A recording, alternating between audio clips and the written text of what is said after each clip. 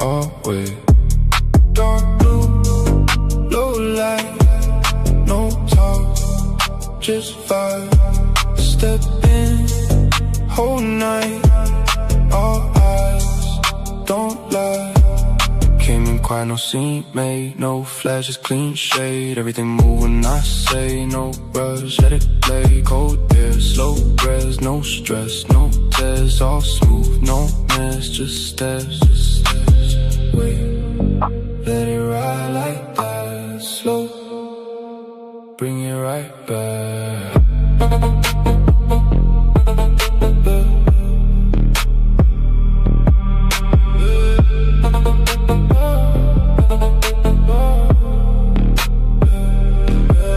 Dark blue, feel that way, no rush, I don't chase, move slow, set the pace, all calm, always.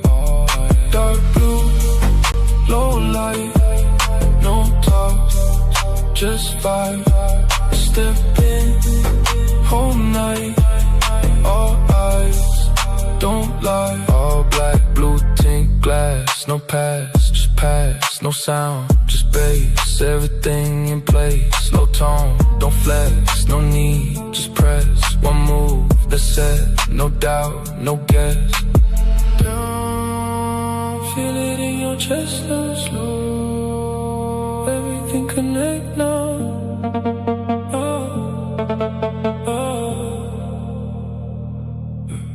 Dark blue, feel that way, no rush, I don't chase, move slow, set the pace, all calm, always.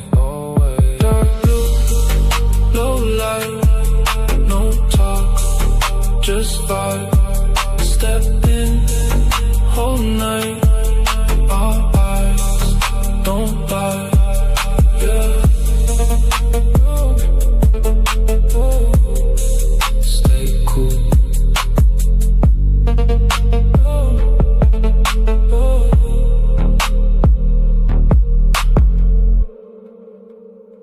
Stay cool.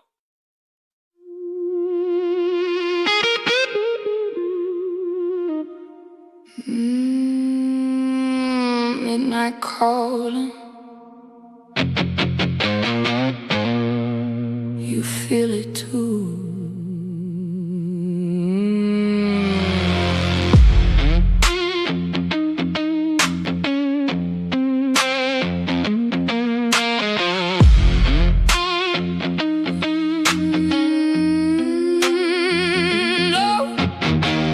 Low flame flicker in the dark.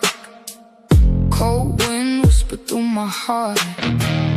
Every step echo like a spark. Something tearing me apart. I hear your name in the night, but it don't sound right. Like a ghost in the light, pulling me in. Don't run, don't run. Don't hide too late. Feel it close, can't escape. Heartbeat racing, feel that break. It's inside. Wide awake. Don't run, don't fight, don't speak. Every breath getting weak. Too deep, too far, no sleep. It's inside, underneath. Slow walk, I don't chase, just follow. Same road, same pain, same hollow. Guitar cry with a tone so cold, like a story already told. Feel that weight in the air right now. Every move got a shadow now. Turn around, but there's no way out. It's locked in. Wait, it's right behind you. Don't run, don't hide too late. Feel it close, can't escape. Heartbeat racing, feel that break. It's inside. Wide awake. Don't run, don't fight, don't speak. Every breath getting weak. Too deep, too far, no sleep. It's inside. Underneath.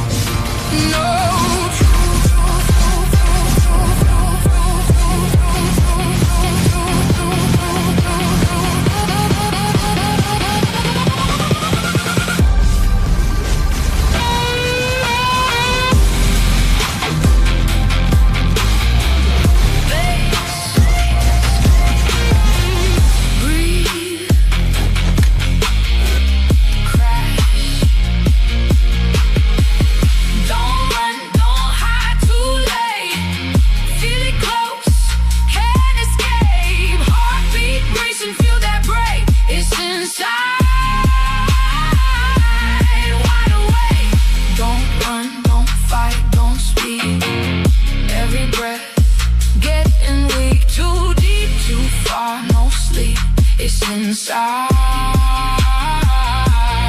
underneath.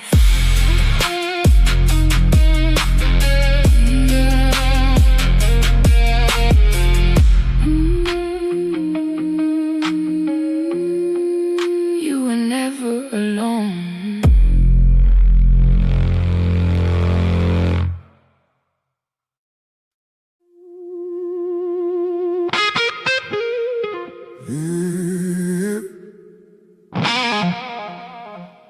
Slow burn.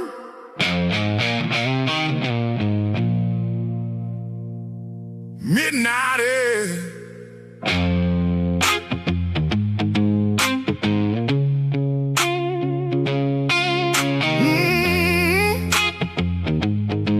Slow burn. Midnight air.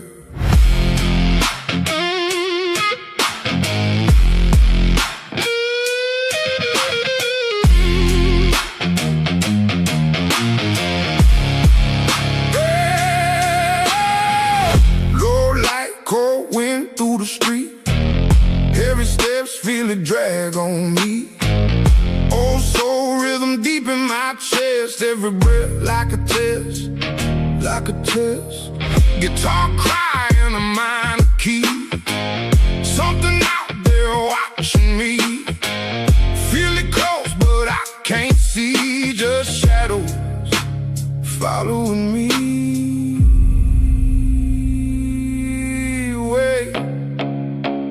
Something ain't right. Run now, don't slow, don't freeze. Heartbeat banging like a drum in me. Too close, can't breathe, can't think. Dark outside and it's hunting me, yeah. Run now, don't stop, don't turn. Feel that pressure, feel that burn. Too late, no space, no peace. Everything closing in on me. Back to the groove, but it feel lost. Same road, but the light gon' solve. Strings cry, yeah, the tone get rough. Like the world just ain't enough. Dust rising the worn out boots. Truth hit harder than the proof. Something moving in the roots. Feel it crawling, feel it move. Oh, it's getting closer. Run now, don't slow, don't freeze. Heartbeat banging like a drum in me. Too close, can't breathe, can't think. Dark outside and it's hunting me, yeah. Run now, don't stop, don't turn. Feel that pressure, feel that burn. Too late, no space, no peace. Everything closing in on me.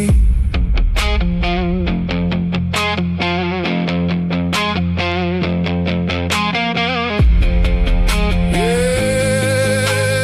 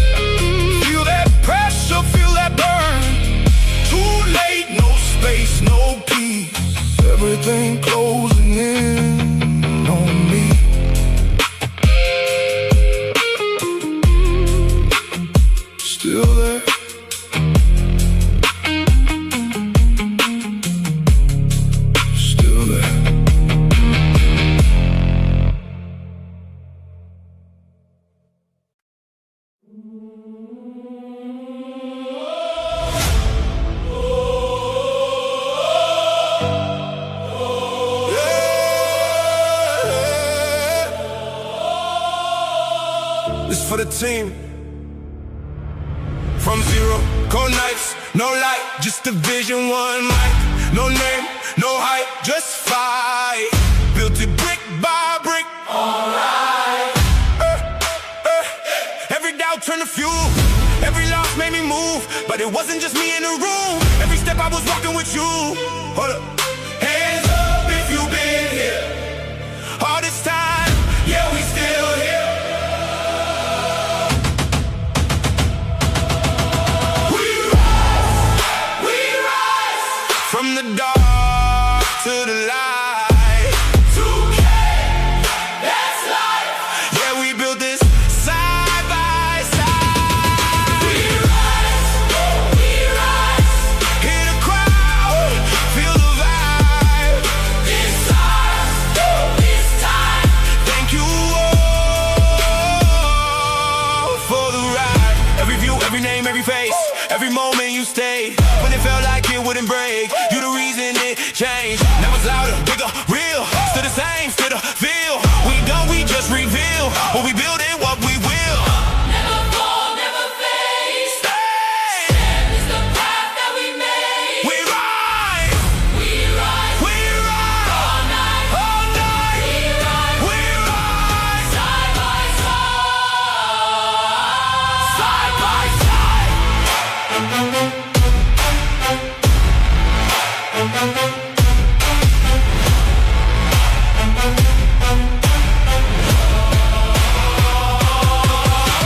We rise, From the dark to the light. 2K, that's life. Yeah, we built this side by side. We rise, Hear the crowd, feel the vibe. this ours, this time. Thank you all for the ride.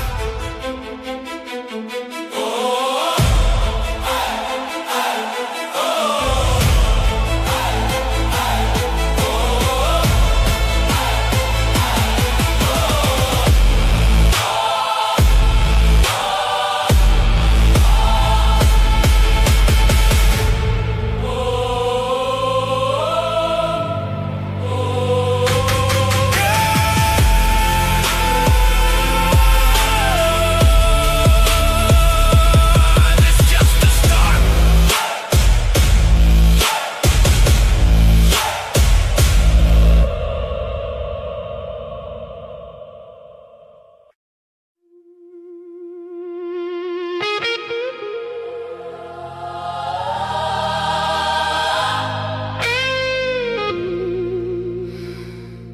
You feel it changing, don't you?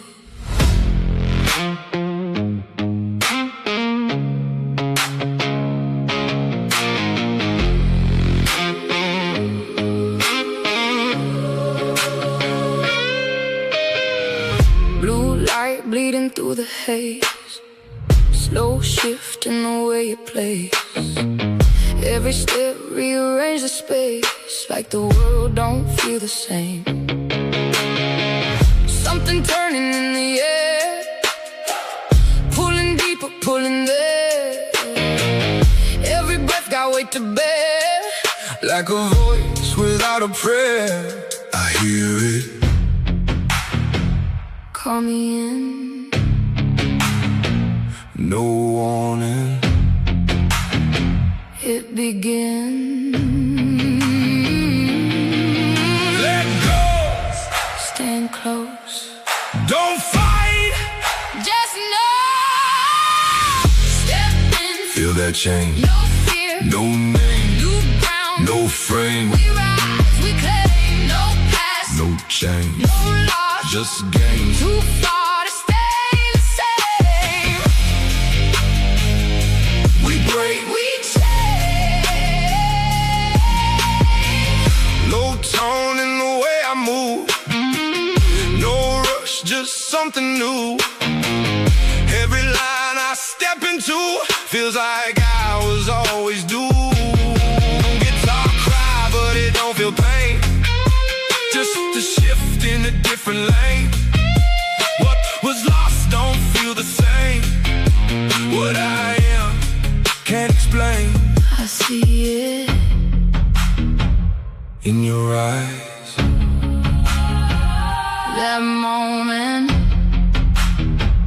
when it rises. Don't fade. Breathe this way. Step in. Feel that change. No fear. No name. New ground. No frame. We rise, we claim. No past. No change. No loss. Just gain. Too far to stay the same. We break. We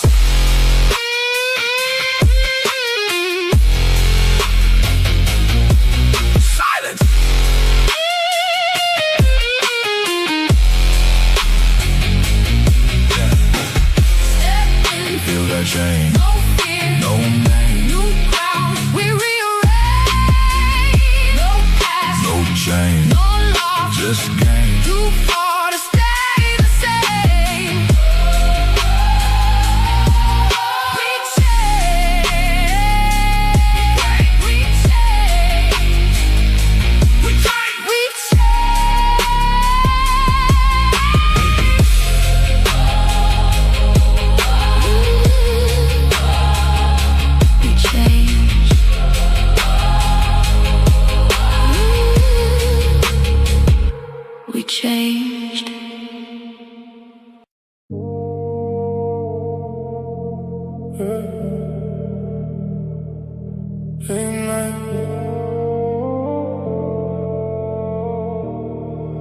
Late night, dark blue, feel that way. No rush, I don't chase.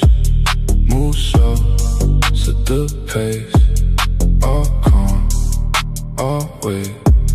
Dark blue, low light, no talk, just vibe. Step in, whole night, all eyes, don't lie.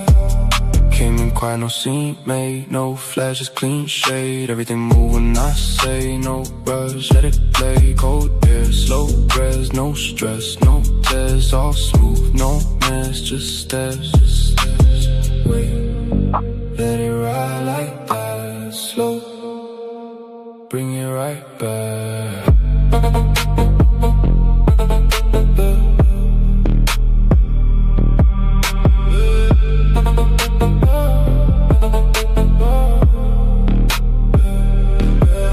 Dark blue, feel that way. No rush, I don't chase. Move slow, set the pace. All calm, always. Dark blue, low light, no talk, just vibe. Step in, whole night, all eyes, don't lie. All black, blue tint glass, no past, just pass. No sound, just bass. Everything in place, no tone, don't flex. No need, just press. One move, that's set. No doubt, no guess. Feel it in your chest, slow, slow. Everything connect now.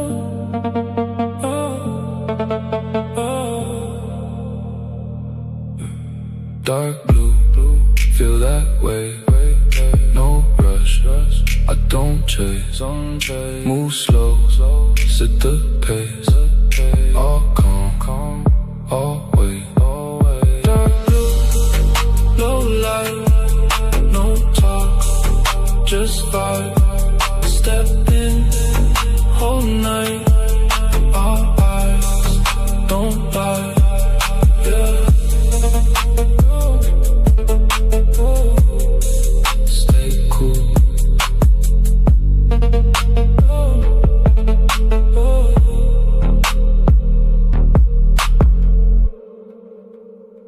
stay cool.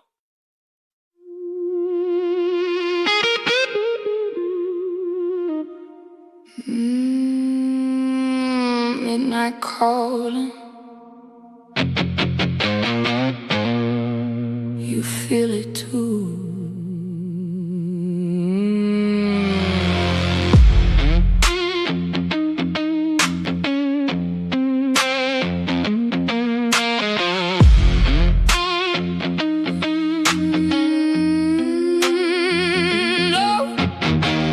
Low flame flicker in the dark. Cold wind whisper through my heart. Every step echo like a spark. Something tearing me apart. I hear your name in the night, but it don't sound right. Like a ghost in the light, pulling me in. Don't run, don't run. Don't hide too late. Feel it close, can't escape. Heartbeat racing, feel that break. It's inside. Wide awake. Don't run, don't fight, don't speak. Every breath getting weak. Too deep, too far, no sleep. It's inside, underneath. Slow walk, I don't chase, just follow. Same road, same pain, same hollow. Guitar cry with a tone so cold, like a story already told. Feel that weight in the air right now. Every move got a shadow now. Turn around, but there's no way out. It's locked in. Wait, it's right behind you. Don't run, don't hide too late. Feel it close, can't escape. Midnight, bass low, feel it press. Whole room under stress. No light, the silhouette. Say less, say less. Bass low, feel it press. Heartbeat, I might just step in, no contest. Say less, say less.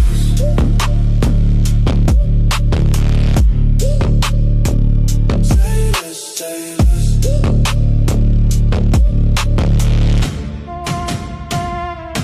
Came in quiet, shift the tone. Heavy air when I move alone. No hype needed, set in stone. Everything here get overthrown. Slow pace, but the way to miss. Every move got consequence. No luck, just discipline. Built this from within. Let it breathe, let it build. Silence right before the kill. No rush, time stands still. Then it drop, drop, drop, drop, drop, drop. Feel that. Bass low, feel it press. Whole room under stress. No light, just silhouette. Say less, say less. Bass low, feel it press. Heartbeat on my chest. Step in, no contest. Say less, say less.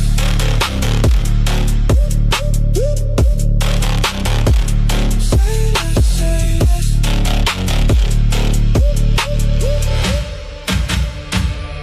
All black when I move through. No sound but the bass through. Everything that I came to, turn real when I say so. No breaks when they lock in, no fear when I walk in. Too deep now, no swim, let the pressure pull you in. Down, feel it in your chest now. Slow, everything compressed now.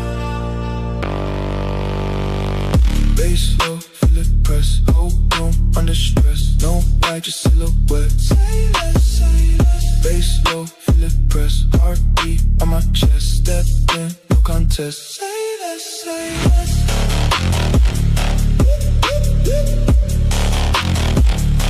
Stay there.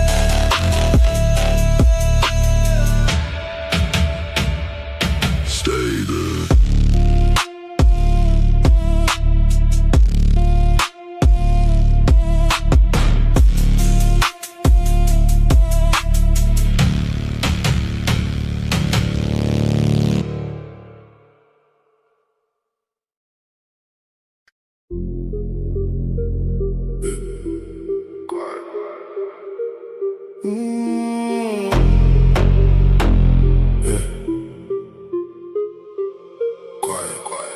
Low bass, feel that weight, whole room, shift that state. No talk, just that pace, move slow, dominate. Low bass, feel that press, heartbeat, no rest. Step in, no test, I don't miss, say less.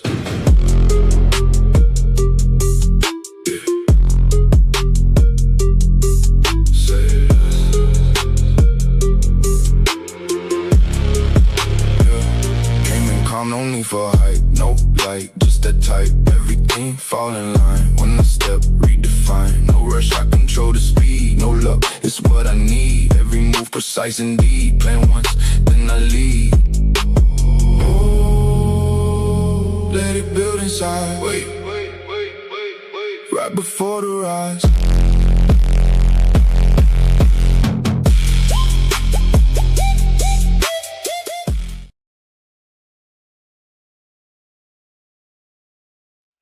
Good evening.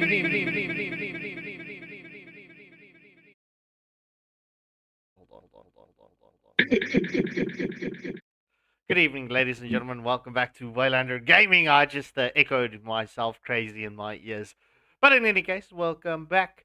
This is AFL Season 2, Week 2. And it's Southpaw up against Blaze Warriors for the first match of the evening. And on the caster seat tonight, I'm joined by Master Merlin from Requiem Code Red, their OP jungler.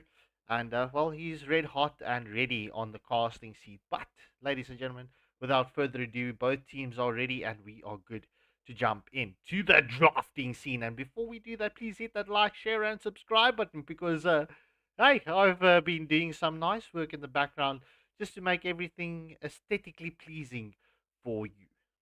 Merlin, how you doing, broski? I'm doing good, Graf. How are you doing, man? It's great to be back. I can't complain, bro. I can't complain. So good luck and have fun to both. I'm actually really excited for this match. I want to see what Blaze Warriors and Southpaw is capable of. I know someone from Blaze Warriors, but he's not playing tonight. And I know one of them, Xtra, is from Southpaw. I want to see what they come up with. Well, we haven't featured a Southpaw yet. So I'm very curious to see what they can do. We were fortunate enough to stream Blaze Warriors in week 1. So let's see. Yeah, just to reiterate the sentiment that was sent on the AFL chat group, right? Obviously, I mentioned it last night as well. Unfortunately, we won't be able to stream all of the Swiss format matches because, I mean, you can just think for yourself. It's 84 teams. It's 42 matches a week. It is crazy amount. But in any case, we guarantee each team will at least feature twice on stream before we go to the group stages, because the group stages, all of the matches will be featured, as we do see the first ban coming in from Southpaw being the Julian. Julian is a rather interesting ban. I think I would consider that to be a respect ban. I mean, it has to be. I'm curious to see what Ashley picks up right now. Well, decides to ban, actually. You're not telling me not to mince my words there. Yeah, well, let's see what Ashley has in store for us from the side of Blaze Warriors with the first ban. Well, quite expected. Currently meta ban, banning out the Marcel. 100% Marcel is an annoying thing that no assassin wants to deal with. Or another roam, to be honest. Now we're looking at Kev for his ban. I don't know. I can't really tell anything from the drafting right now. The Julian is so odd to me. Well, I mean, if you look at it, right, obviously Julian being the first ban, we will see what type of line they're going to go, especially with the Xborg getting banned out. Yeah. Ooh, and it's to you. I'm expecting like a little bit of a tanky kind of thing from Southpaw. And from the side of what's it now? Blaze Warriors?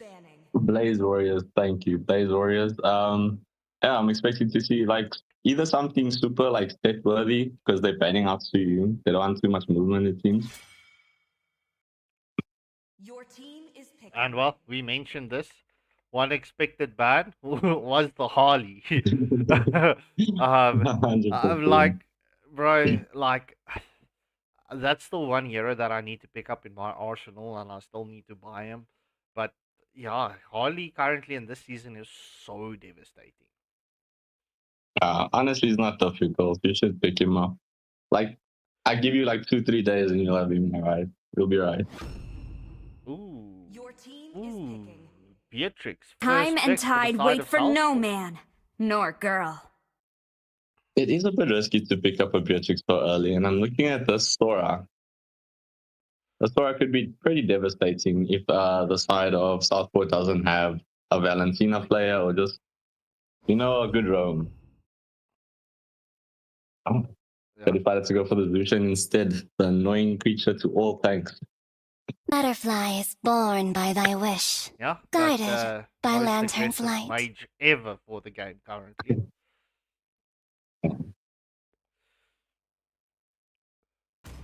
Still waiting on Ash's pick. I wonder. Oh, Carmella. Team is picking. This is going to True be an love interesting game. is like blood. Indeed so. Just looking at...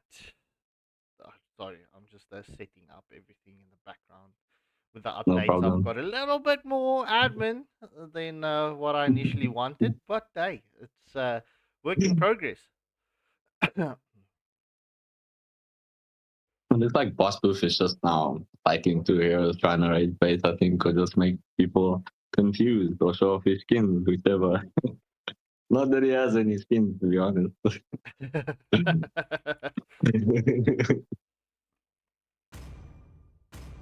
Nana. Now that is an interesting pick. Position.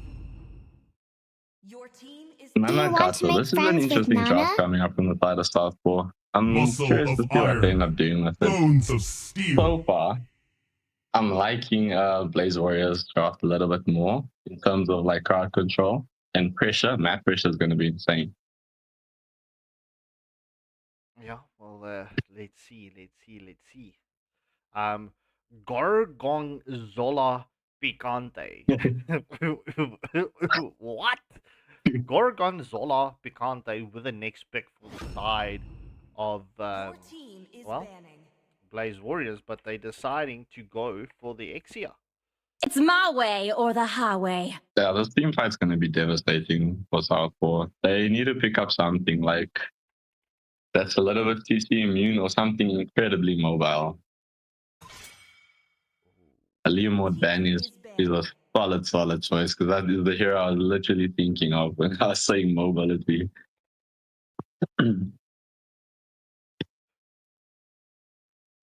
Let's see what traits ends up decides to ban for his team. The nice thing about the tournament lobbies is you get so much time. I'm sure they're all just discussing and chatting and debating what's going to go in, what's not going to go in. But this Nana pick is going to be really interesting. I want to see how well she actually does against the Zushin. In my opinion, she's probably just going to get melted or just bullied out of the lane. Yeah. But we'll see. Your team is banning. I mean, the Freya ban, that's... we're seeing a lot of Freya bans, to be honest. Freya is definitely devastating as a hero. And it would work so well on the side of Blaze Warriors. Ooh, the Guinevere ban. That's my favorite hero, ladies and gentlemen, if none of you knew. It breaks my heart to see that ban. Yeah, well, I just wanted to mention that because, I've been listening to you and you've got like this unprofounded love for Guinevere. Yeah. She's just the queen of 1v1, man. You really think so? Yeah. You honestly I even think... found a way to deal with Marsha. Wait, come again?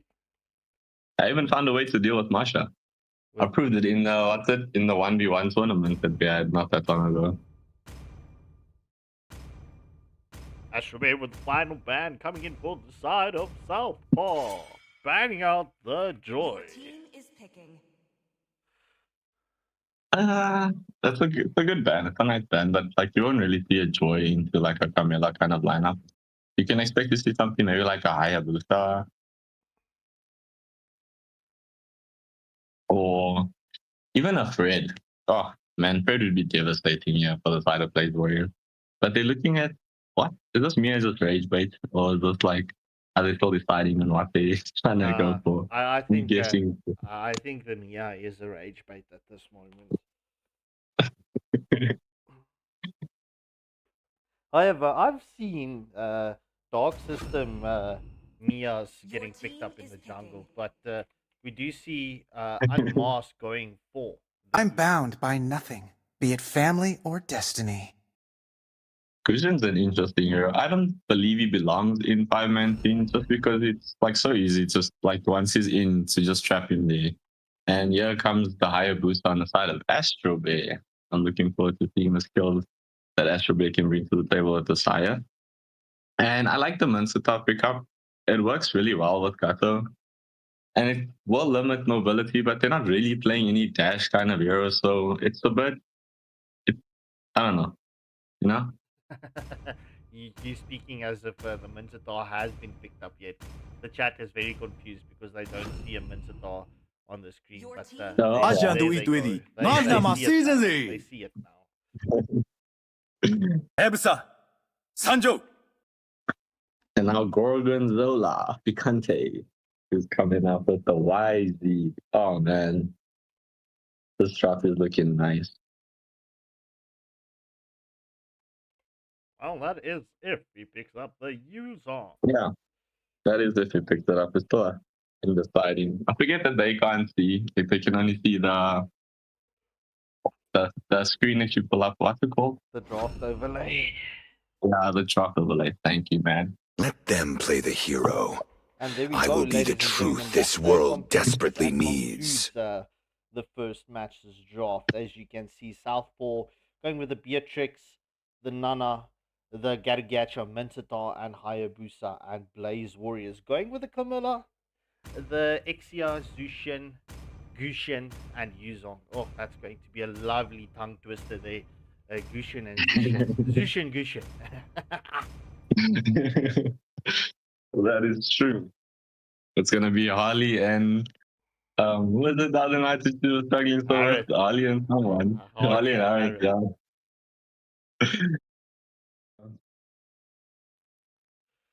But so far, I'm favoring the side of Blaze Warriors. Honestly, this draft just looks too intimidating. But I mean, Aya can cook up some mischief. You know, in between, we'll see what happens.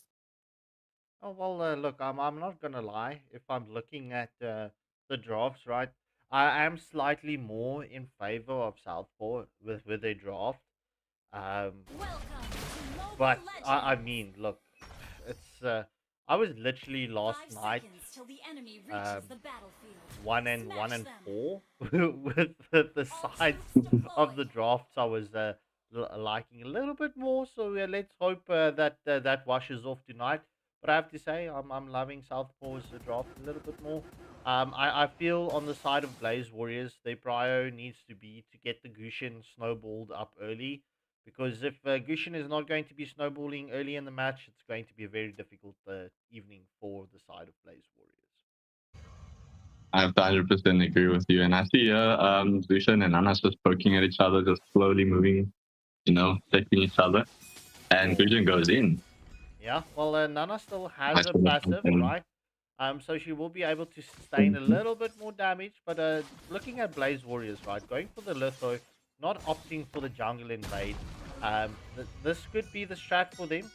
The question is, are they going to go for that early game Beatrix invade? Because, I mean, Beatrix early game, she doesn't have a great time. She needs a lot of items to come online. And you need to be comfortable on the Beatrix to mean something for your team. No, that's very true. And I think they are going for it. It looks like they're busy doing a rotate towards that side. And yeah, I have to agree with you. Beatrix is a bit slow in the beginning, but once she scales, she is devastating. Yeah, well, look, I'm going to need to agree with Chill in the chat. The Yuzong could also be a massive problem. So it's going to be very important for Mincetar to keep the Yuzong on lockdown. As we do see, the taunt is up onto Camilla, but the first blood goes to Ashley on the Xia, as Beatrix was the first one to fall.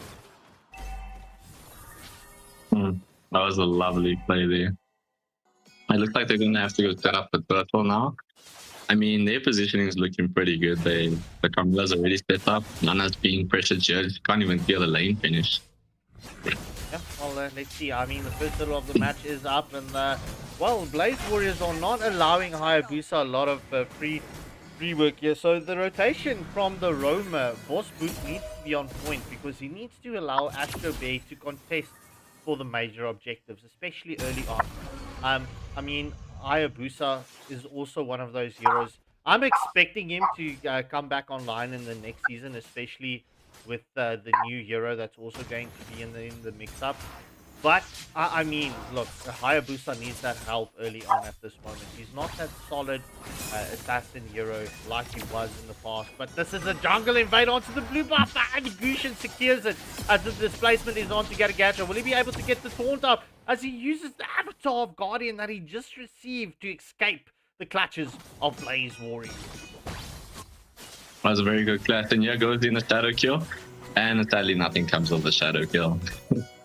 Indeed. So, well, obviously, Southpaw, they're going to be a little bit more patient going into this match. Look at this, right? It's just past the 3-minute mark, right? There's only a 600 gold lead in favor of Blaze Warriors. So, the early game is not out of the grasp out of Southpaw. The thing is, they're just going to need to rotate correctly. And Boss Booth needs to provide that vision for Astro Bear to know and allow him that safe rotation and get the pickoffs correctly. Because look at both teams; they're on opposite side of the map. Yeah, no, I have to agree with you there. They're just all spread out, and I think we might see an engage here on the YZ potentially. Now they're just disrupting his farm a little bit, trying to set something up maybe. Well, if the Boss Booth is going to be annoyance with this Garagacha, I mean, look, Garagacha is so strong early on, but the Yuzong does manage to get his farm. Not a lot of disruption as straight spots the King's Calling, and misses the hook.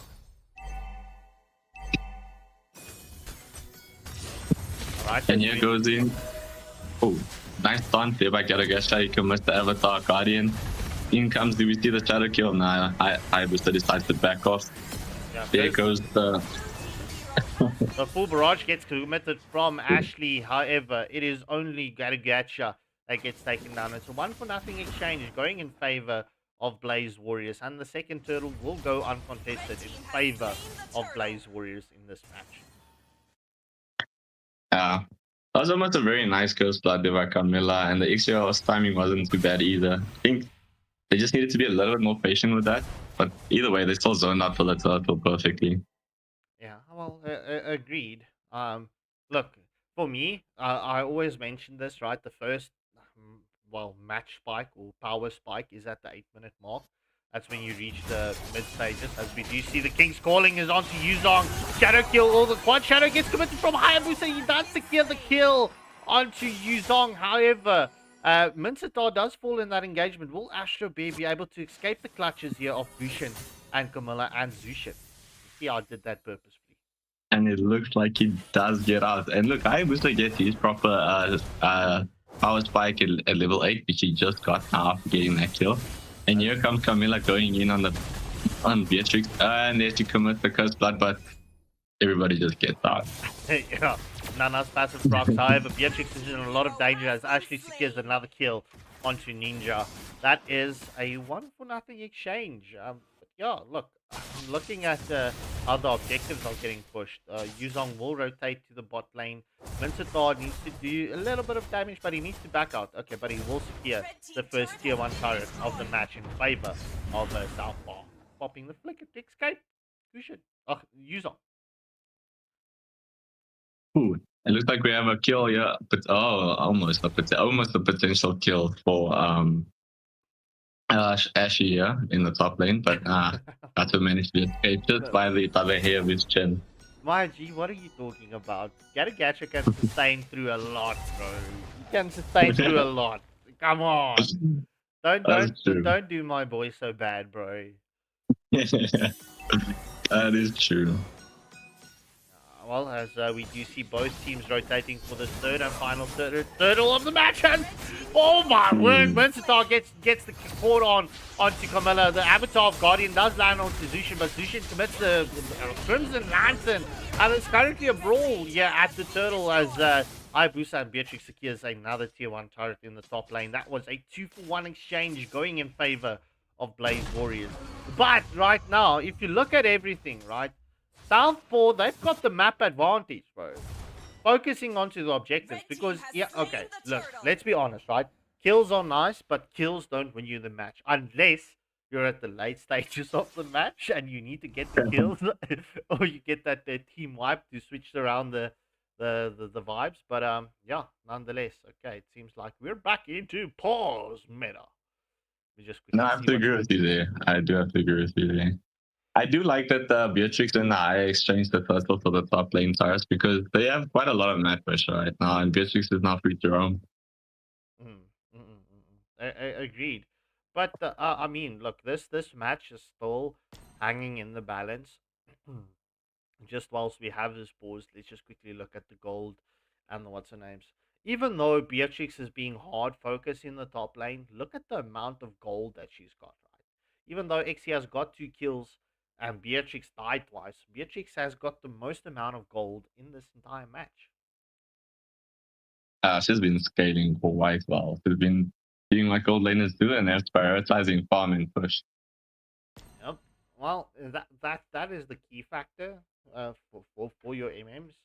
Yeah. Let me just quickly see what is cooking on here. Yeah. Sorry about this, ladies and gentlemen. But in the meantime, please don't forget to like, share, and subscribe. We need all the support we can get, you know? Yeah, well,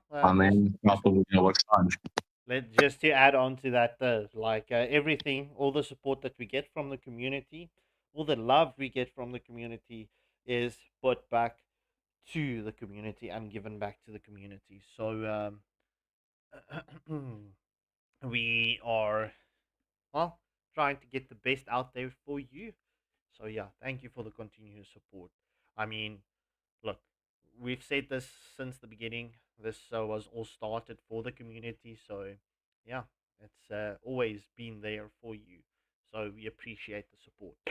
One too many times. Oh. And before I forget, right, we will be releasing tomorrow.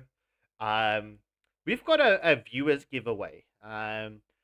Proud sponsors, YP Tech Store has provided us with some goodies to give away to the viewers. So we will give out the rules and everything tomorrow. By tomorrow, the poster will be done, and then we'll just do a video as well. So I'm going to go and pick up the goodies on Saturday. So the first item up for grabs is wait. Let me just tell you what it is. Give me a second. I forgot the name. I know it's S9 something.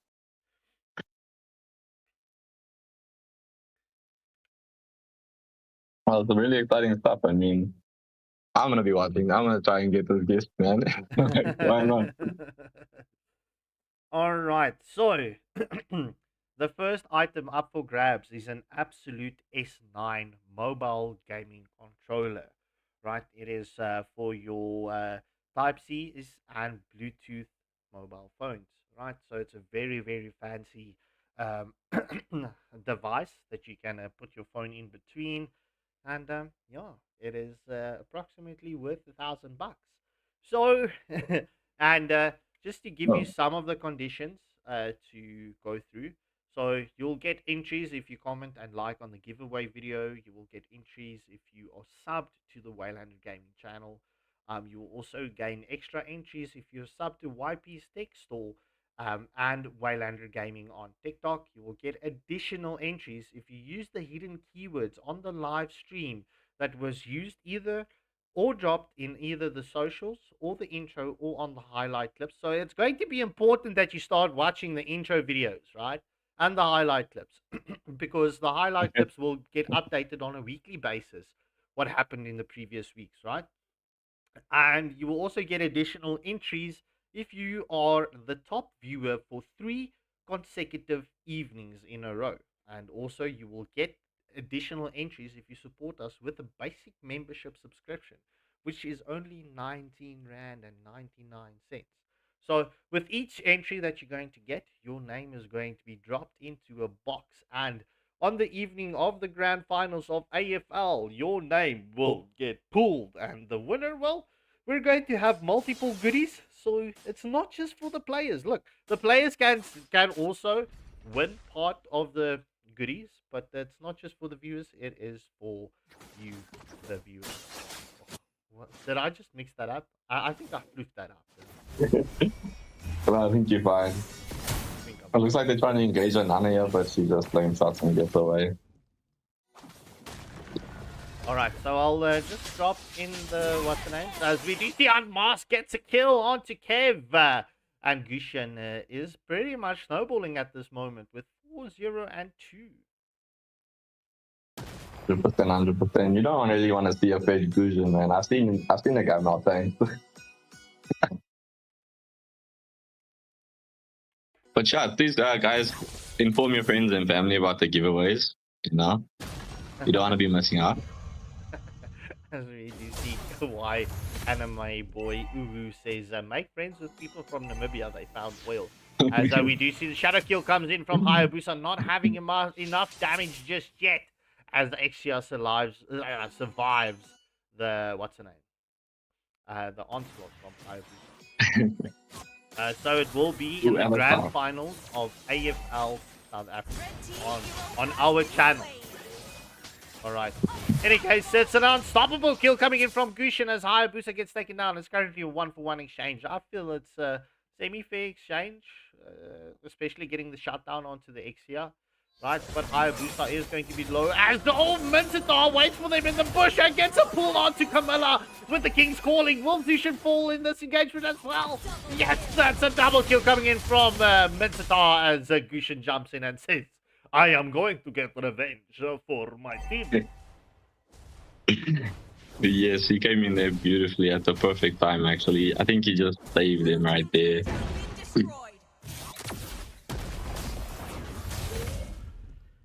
Looks like the next Lord is up. Let's see. Yeah, well, we are going to reach the point of, well, the first Lord dance. So, chill, like I said, bro. It's going to be on the AFL Grand Finals that we are hosting, the Southern African region, right? So, if you're on the channel, if you're subbed, and if you partake in the, what's the names, in the conditions, you stand a chance to win it as well. It's just going to cost me a lot of money to ship it to you, but look, at the end of the day, it's a competition open for everyone. But in any case, let's continue with the match before everyone gets distracted by the goodies. I shouldn't have done that. I should have waited for the video. I just thought, you know, with the pause screen, it is something optimal and nice. No, I agree with you there. And it's a nice little sneak peek, you know, for the viewers that are currently watching. Oh, and it looks like Gushin almost gets caught out. Yeah, that Are we going in? Will we see the curse blood? Yes, we do. And the Xtra engages. Full barrage. Oh, full barrage. Yeah, full barrage coming in from Xtra. Zushin secures the kill.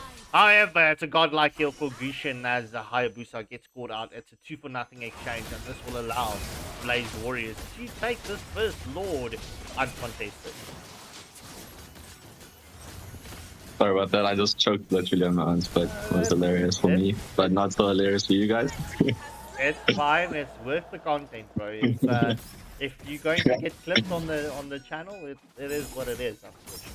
You can't go in, if you want to go and cry, we've got a lot of support staff that maybe listen to your problems, but yeah.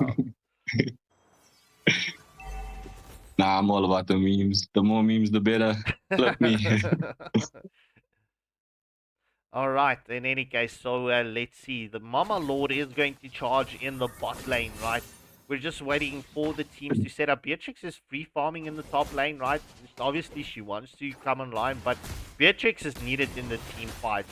I would honestly like go with the Mincetar split push or the Gatagacha because the Gatagacha's got a nice shot. Oh, nice flicker coming in from Mincetar into the King's calling as Yuzong gets taken down and Hayabusa picks up a double kill. It's Yuzong and Camilla taken out, and Blaze Warriors loses 2 in this team fight engagement. Man, that Mintata is a monster. I was not expecting that. Oh, but they do look like they do get to take down the Lord. I think Blaze Warriors should have focused more on pushing and thinking the lane while they still had this Lord instead of trying to pick up fights. Or, yeah, well, agreed, bro. And, well, Senpai. Alright, as we do see Zush trying to get the play onto Boss Booth, but not being able to do so with the Butterfly Lantern, right? But look, Traits is doing what he's supposed to be doing as an XP laner. Pushing and then retreat. Pushing and retreating. Okay, he's not pushing. He was just waiting. But in any case, yeah, it's just past the 13-minute mark. It is 11-7. It's 4 kills advantage in favor of Blaze Warriors. And also rocking a 2.3k gold lead. yeah, I don't like that Haya has to check the bushes with his own shadows. I think Boss Booth, I think I'm saying that wrong. I'm probably murdering it, but I think you should be checking more of the bushes instead of just trying to camp out like you're the gambler. Well, let's see, because I mean, it ain't over yet. I mean, it ain't over till the cookie crumbles. As they are, Blaze Warriors are setting up for the second Lord of the match. And in my opinion, right, look, Southpaw, they had the nice map advantage, but Blaze Warriors has got it right now. And I feel the next Lord can win or lose the match. I have to 100% agree with you right there. Ooh. Demon Sita grabs the Camilla, but, you know, it's just the Camilla, so they'll let her go for now. As the Black Dragon form was committed very early. Ah, man, maybe a finger just slipped. Potentially, as we could see, Yuzong does recall. And Mama Lord has spawned, ladies and gentlemen. Let's see who is going to take this Lord in this instance.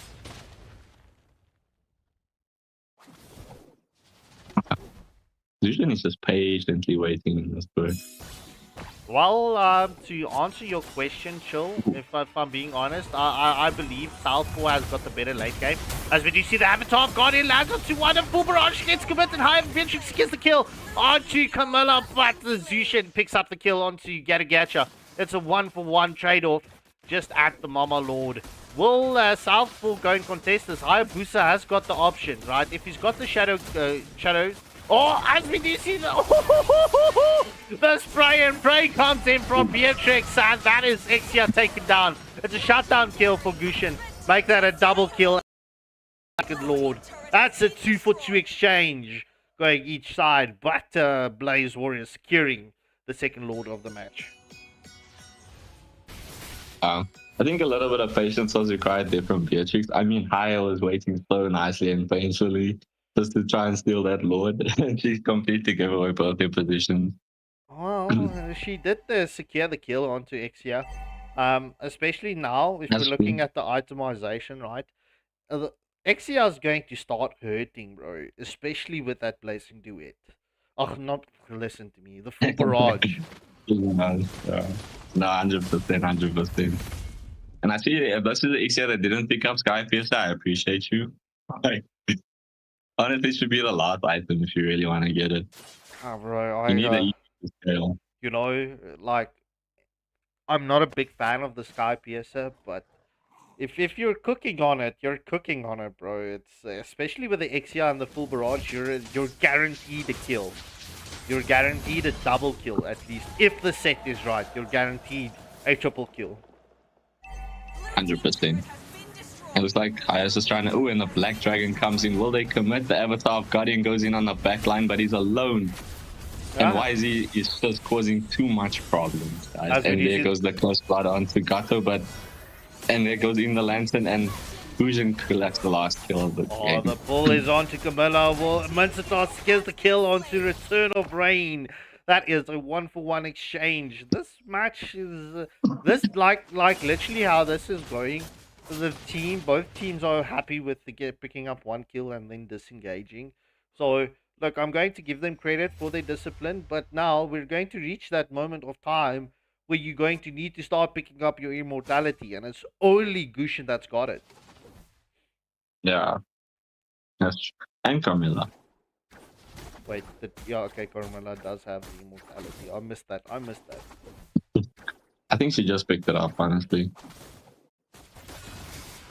Oh, and we also have a Wind of Nature by Xtra. That's a really good item. Is it though? Is it? Yes, sir, it is. Yeah. Especially against For Hayabusa. Yeah, yeah. You're right. Then you've also got the Winter Crown that you could also use with the Hayabusa. But I mean, yeah. Yeah. I think potentially just so that the ult doesn't conflict, because she needs to press basic attack while she's ulting. Can't do that when you're frozen. Agreed. Oh, Mincetal just looking onto Natalia. Grabs Natalia, and Natalia survives. And looks like we have a small engage here, but nothing comes of it, honestly. No, this is. It looks like everyone's just zoning, feeling each other out. Yeah, skill baiting as the Curse of Blood does land onto two.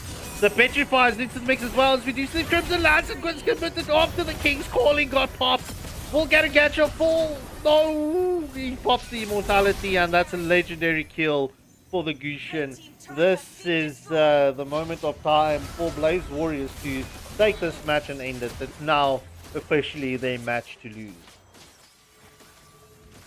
Agreed. Look, I might have to take my words back about Gushin not being in 5-man, but honestly, I'm gonna die on that hill. Like, this is a really good Gushin, guys, but you know, I still have to say it's not like a great 5-man jungler. As we do see Hayabusa was trying to get a shadow kill here on the Zushin, but she managed just to get off. Hayabusa's in a sticky Will situation. Haya get out with the question? Nah, I don't think so. As the pullback is onto Hayabusa. And yeah, that is Hayabusa down for the defense as well. So Blaze Warriors, you need to push your lanes now. Your Mama Lord is pushing ahead of the waves. Let's go. Yeah. You need to start clearing and start thinking those waves. It looks like Mincetal's going to try and confront the Lord, maybe. Nah, I think he's just waiting patiently for someone to go third. This could be risky. That could be very risky. But yeah, Lord is left alone as we do see the mid lane and top lane will crash in on the same time. This is the moment of time for Blaze Warriors to open up the base of Southpaw. And Xtra gets caught out off screen with the King's Calling. But that is Blaze Warriors onto trades, taking a lot of the disrespect of the Xtra getting taken down. The Avatar Guardian lands onto two. Having the Black Dragon Formers into the mix as well as we do see the Shadow Kill gets committed from Hayabusa. And oh my word, what a turnaround of events at this moment. It is going to be Yuzong getting taken down. That's a 3-for-1 exchange going in favor of Southpaw. What a defense by Southpaw. Well done, guys. That was impressive, to say the least. I honestly thought the game was pretty much over right there. Yeah, well, it did look like it. Because, I mean, look, you can see what the Xtra means for Blaze Warriors at this moment. So, that means Xtra is going to be the focus point to get taken out of the equation. I have to agree with you 100% here. Oh, it looks like they're trying to press for this mid lane tower. Can they do it? And it goes in the Cursed Blood. And the full barrage comes in, as well as the Lantern. Hayabusa goes in for the shadow kill. Does he pick up the double now? No, he gets the kill. That was a really good engage. Yeah, it's once again a 1-for-1 exchange. And, well, the enhanced Mama Lord, the big bad Mama, is going to spawn up in the next 5 seconds, ladies and gentlemen. As you can hear that, a very nice sound. I love this map so much. I would like them to keep this for a while. Do you think they are going to keep it for a while? Because, I mean, we've seen previous maps that have been released that only stays for a few weeks and then it gets added out. But look, it would actually be nice because this is refreshing. Yeah, I have to agree with you. I think it'll stay for as long as the treasure hunting is going up, and it's going to keep you up for quite a while. Ooh, Avatar of Guardian lands onto no one. Will the sword get brought up? And Hayabusa secures the Lord in favor of Southpaw. Full barrages into the mix, and will Boss Spoof get caught out as well? Oh, Immortality gets popped, and that's the 1-for-2 exchange going in favor of, well, it's 2-for-2 exchange. This is still balanced. This is still balanced. You see what I said about Southpaws late game draft? Yeah. Nah, we're really seeing it right now. The size of Blade Warriors being punished by their neglect. The thing And it's is, like Nana is gonna potentially get taken out here by the Black Dragon. Oh wow. Is Nana actually okay? No. Nana does get taken out by the Black Dragon. Zushin gets taken down by Hayabusa, and well, Nana gets taken down. That's the full barrage committed as well. So, all in all, it's a 3-for-3 exchange, and we do see Xtra recalling and setting up for the base defense. Yeah, it's gonna be so crucial. If Hayabusa lands a shadow kill, oh no. And XDA is down. Oh, And the Lord is pushing up. this is looking dire at the moment. Mincetar and Beatrix spawned up, right? It's, well, yeah, not spawned up. They are going to try and push this. I mean, look, you need to balance out the lanes because you've got the slow push on the top and bot lane into your base. As we do see Southpaw is trying to get the setup here. Will Hayabusa get that engagement on as Mama Lord and charges up onto the tier 3 turret? Will the tier 3 turret fall? It seems like her attention is getting pulled with ADHD onto Camilla. And oh wow, that's one tier 3 turret taken down in favor of Southpaw. Yeah, Mincetar's also trying to clear the lane here, potentially to take another tier 3, but nah. It's looking a bit risky now. Not going to happen. They will secure this final tier 2 turret. But yeah, Lord is up in the next 30 seconds. This is probably we're going to if this is going to go to the next Lord and there's another base defense. This match has got the potential to be one of the longest matches in AFL's Swiss format. Yeah, it's been going on for quite a while. I mean, 24 minutes is no joke. But honestly, both teams are playing well. I'm expecting to see goals on both sides, honestly, at the end of this match. Yeah, agree. You see the shadow kill has been committed and all the immortality is procced on Yuzong, but however, Jushin has got something to say and trying to get that displacement. Will Hayabusa get the kill? Yes, he does get the kill onto Gorgonzola. Picante. King's Falling has been committed, however, he does not land though. Curse of Blood is also off the mark.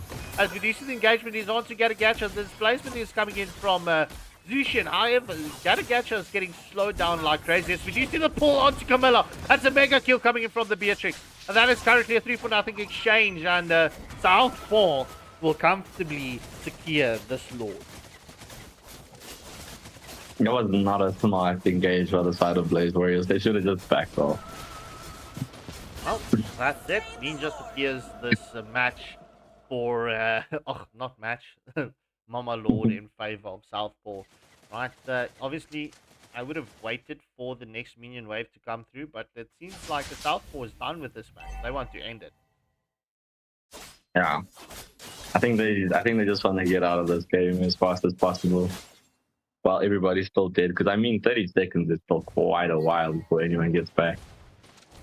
Well, it's Yuzong will definitely be up for the base defense. However, that is all 3 tier 3 turrets down for the count, as we do see the Molina Blitz gets committed. However, the Shadow kills into the mix as well, as Hayabusa takes some damage from the fountain. Oh, we do see the full barrage coming in from Exia, just slightly off the mark. However, King's Calling is into the mix. It does get onto Unmasked. However, it's an unstoppable kill for the Beatrix. And this is game, set, match going in favor of Southpaw, ladies and gentlemen. And yeah, your MVP for this match goes to Astro Bear with the Hayabusa and Unmasked. So both junglers picking up the MVP in this matchup. Alright, ladies and gentlemen, I'm just quickly going to get the pause screen up and running for you so that I can get the lobby set and running. So please hit that like, share, and subscribe button, and we will be back with you in just a moment. Heartbeat racing, feel that break is inside. Wide awake. Don't run, don't fight, don't speak. Every breath gets me too deep, too far. No sleep is inside. Underneath.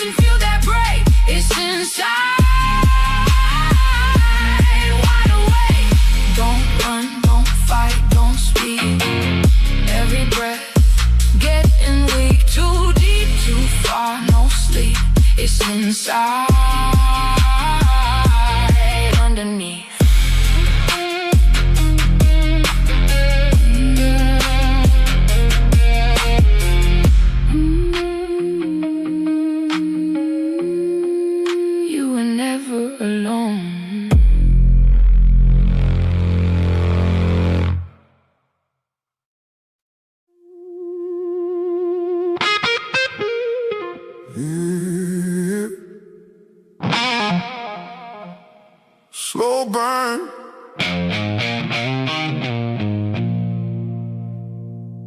Midnight air.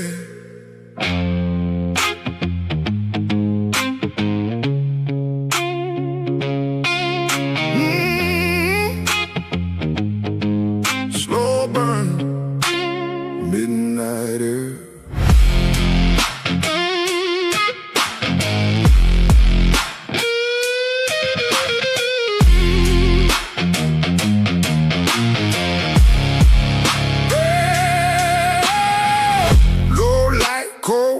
Through the street, every step's feel it drag on me. Oh, soul rhythm deep in my chest, every breath like a test, like a... All right, ladies and gentlemen, welcome back. We've got OrdealZ and Evokers as your next matchup. Yeah, we're going to jump into the drafting phase up real quick. As you can see, both teams are ready to go.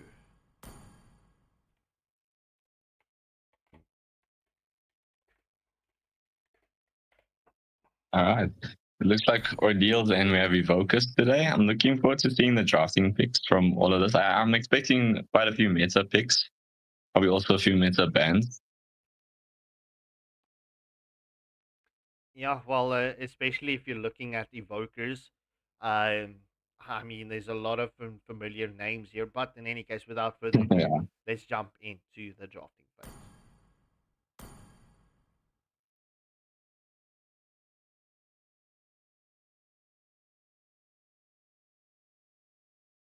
Like reusing Zero is picking up the first ban for the side of OrdealZ. I wonder what kind of strategy are they gonna employ. The first ban doesn't really tell you much. It's when you get to the second ban. Yeah, agreed. I mean, we did mention this. I mean, looking at how the strats are going to play out, you obviously need to wait for that for the second ban to come through. 100%. Oh, Spora ban. Your team is banning. The common ban, especially in ranked and most meta. And Valier. I think we can expect something tanky from Evo. Normally when you see Valier, it's just the counter tank. Yeah. Like high lows and even Grok a bit. And the Grok ban. You were saying. Yeah, and now we have a Lucas ban as well. We have some interesting bans. I do like OrdealZ bans. Grok is a monster, but honestly, I would have wanted to pick it up rather than ban it. Agreed, but I have to say, like both teams here, they are very quick on the bans. Yeah, no, I am enjoying that. Like they're not using all their time. Looks like they each side knows what they're trying to go for. And we also see a glue ban. You know, glue is just a disruptor of note. And a Carmilla ban for the final ban of Evo. The final ban of the first banning phase has been picked up. And now using Zero's looking maybe potentially is going to be the first pick of the game. Well, will it be Ryzen Zero? Oof, for the first pick for the side of OrdealZ.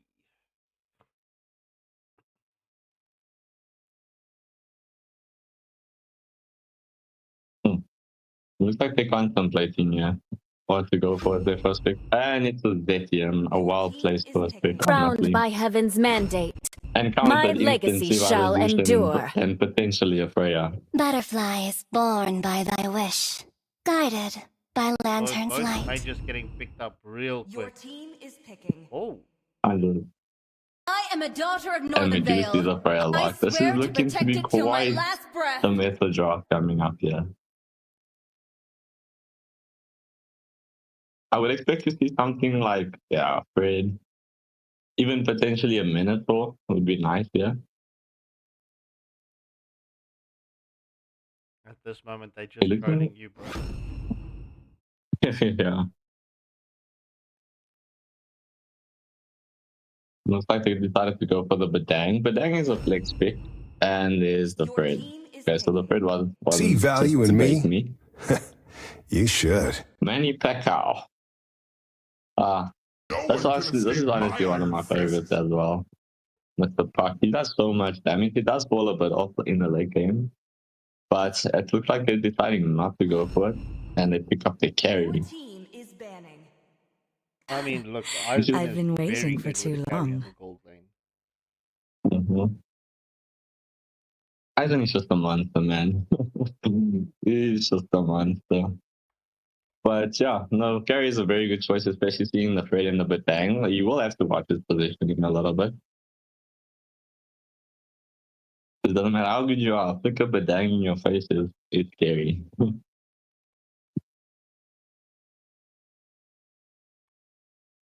And we're waiting for finished. Finished to do the last do one of the bans. It looks like they're gonna ban out Clint. That's a very good choice considering they already picked up the carry.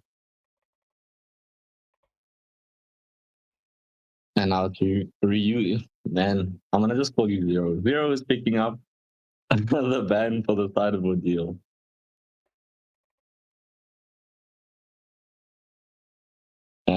But so far I'm liking the draft. I'm really liking the draft.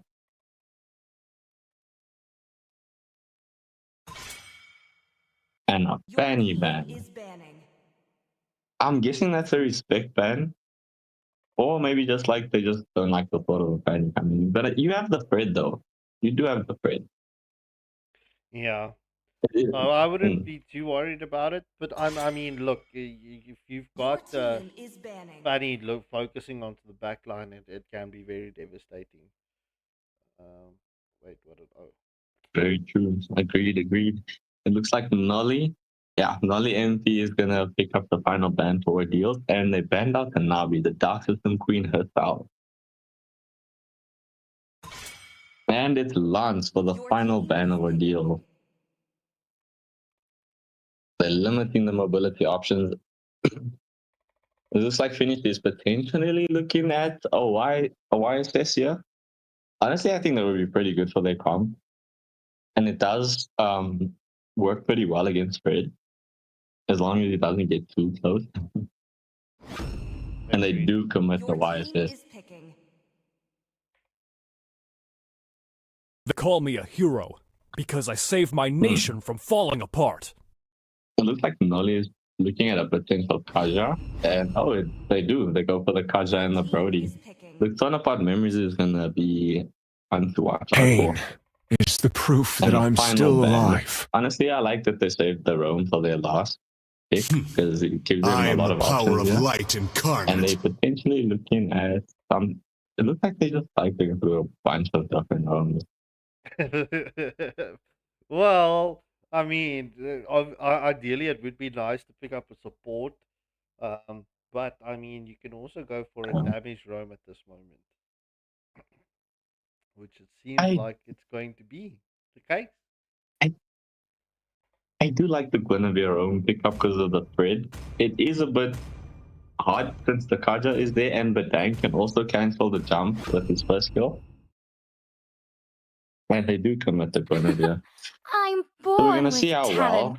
I mean, look, a flicker jump can go through anything, but you know, it's all gonna come down to timing and skill at this point. Yeah, well, But so bro, far, both of the drops looking nice. look, I'm going to be honest. I'm not loving the Guinevere as a roam because it's such a risky play. But I mean, if it plays out, it can play out. No, agreed. Especially when they have such a domineering roam like Kaja. Like, people underestimate this, man. Like, he's damage, especially when he starts stacking up those skills to go for it. It can be quite devastating. Well, that is so true. Any case, ladies and gentlemen, and into the second match of the evening we go. We've got, as you know, OrdealZ up against Evokers. Whose drafts are you favoring a little bit more? Honestly, I am favoring the draw of Ordeals more this time. I just think the pressure that Kaja can give, and as well as the Fred, it's just it can be so devastating in the team fight, man. Well, I mean, it could go either way. Just give Yeah. me a second. And as everyone's just setting up in their lanes, you know, simple things. It looks like on the side of OrdealZ, they're just trying to rush their junglers' farming speed a little bit since they use a YSS against the Fred. You don't want your Fred falling behind and potentially getting invaded. Agreed. But look, let's see. I mean, Evokers are already going for that Ricky invade. Will they be successful with this invade onto Ricky? As we do see, YSS does get the charge up, and I couldn't see who it did go to. I also didn't. It was so fast. That was really fast, bro. It was like lightning. But this matchup between Brody and Carry, who do you favor in the gold lane? Honestly, just in the early game, Brody. But like, look, Carry is showing me flamed. Yeah, I mean, he's literally proving me wrong by actions. Eisen, you know. But in the early game, I do prefer Brody, especially after he gets his ult. Like, it's just a lot of damage. He does so much damage. Yeah. And Guinevere commits to jump. As we the spatial migration. Yeah, we do see Zetian does pop the flicker to get out of harm's way. Look, the spatial migration combining with the Violet Requiem coming in from Guinevere, that's going to be deadly. Yeah. That's going to be deadly. But Kaja and this Fredrin, bro, they're rotating in an absolute unit. True. And Guinevere will need to be very careful about the Kaja just pulling her out of the Violet Requiem. Oof. Yeah, that's crazy. In any case, there we see Kaja does get the pull onto Guinevere. However, the spatial migration is off the mark, and we do see the displacement is onto Badang, but it's just skill baiting at this moment. First Lord has spawned, and who will get this first? Turtle. Who's going to get this first turtle of the match? Will we see that Divine Justice into play coming in from Kaja? Elio just misses, but Finish gets the first turtle of the match. We do see the Mountain Shocker just slightly off mark. However, this engagement is continuing. First Blood does go in favor of YSS. And that is Brody taken down, rotating for the first turtle of the match. That allows Eisen to get this honky chunky slice of butter off of this kill. 100%. I do think that they did need. Oh, and Violet Requiem goes in. And so, does Fred pick up the Guinevere? No. And there goes the Praise's Wrath onto no one. Oh. I mean, look at that. Would have been the Praise's Wrath would have definitely finished, as we do see Badang does take the damage from YSS as YSS secures the kill onto Badang. So it's just past the 3-minute mark. It's a kill a minute at this moment. Wow, that was such a risky play going in for the red there. They were so low, but hey, never punished. Agreed. All right, so yeah, looking at this, right, Eisen is just pretty much waiting for Brody to pop his head out, as both are just having a stare down contest. Oh, spatial migration just off the mark. Honestly, Brody should be scared of Carrie now after she got so much gold from the tower. It's a different ball game right now. It is. I mean, that gold is, well, it's pretty much depleted. I mean, you can't even count that as extra shield anymore on the tier 1 turret. 100%. And you can get up to like 300 gold from that. That is so true. Alright, as we do see, well, the second turtle of the match will spawn up in the next 15 seconds. Anvi is not landing the spatial migrations at this moment. Brody is just proving to be a lot quicker, as we do see Freya does secure the kill onto Badang off screen, and we do see the jungle invade coming in here from Evokers. Will they be able to clutch this red buff away from Bredrin? They are forcing it, especially with the Zushan there. They will definitely be able to catch this red buff, and that is no red buff in favor of Bredrin.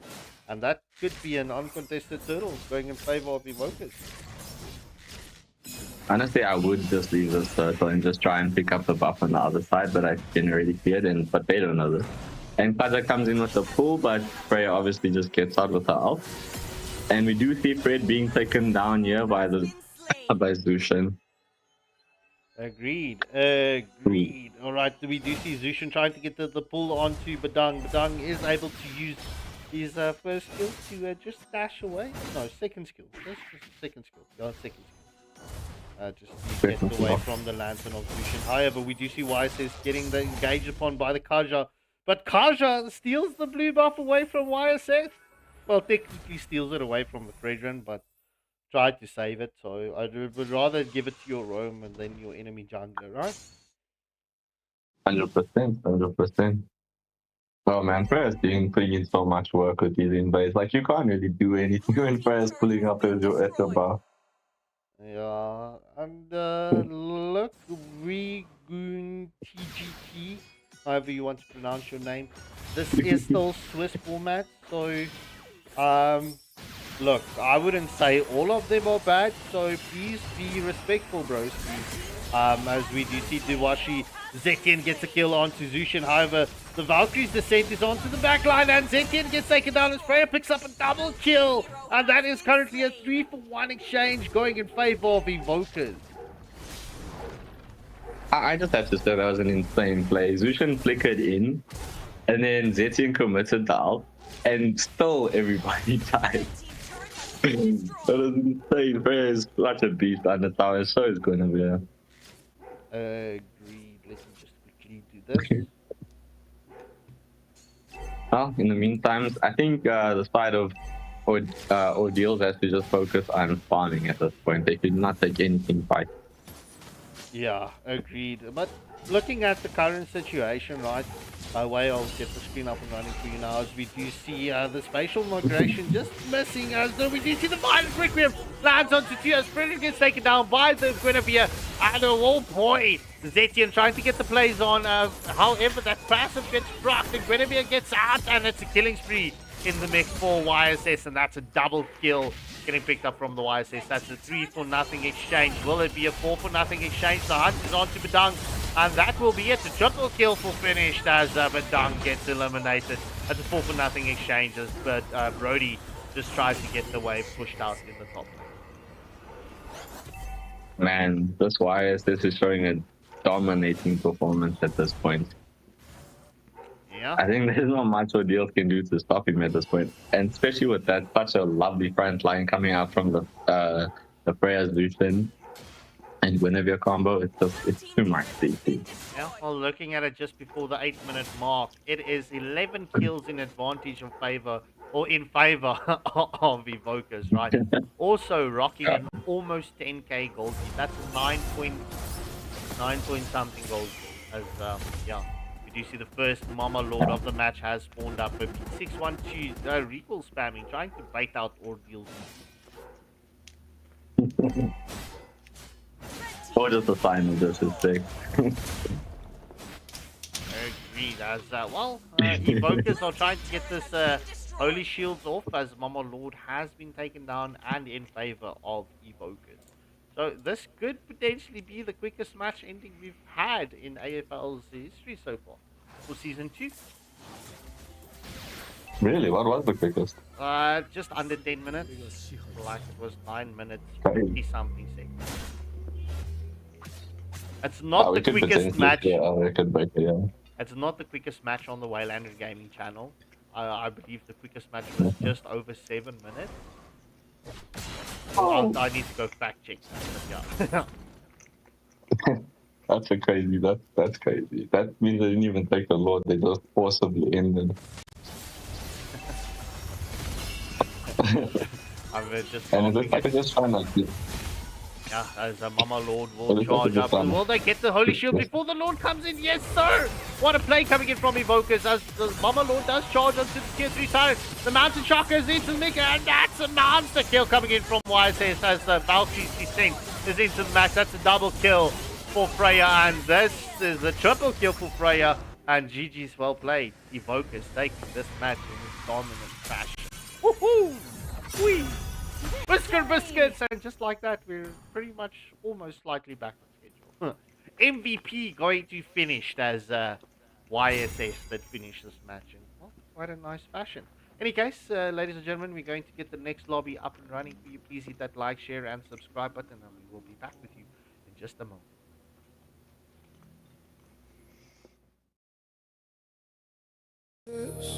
Guitar cry and a mind to keep.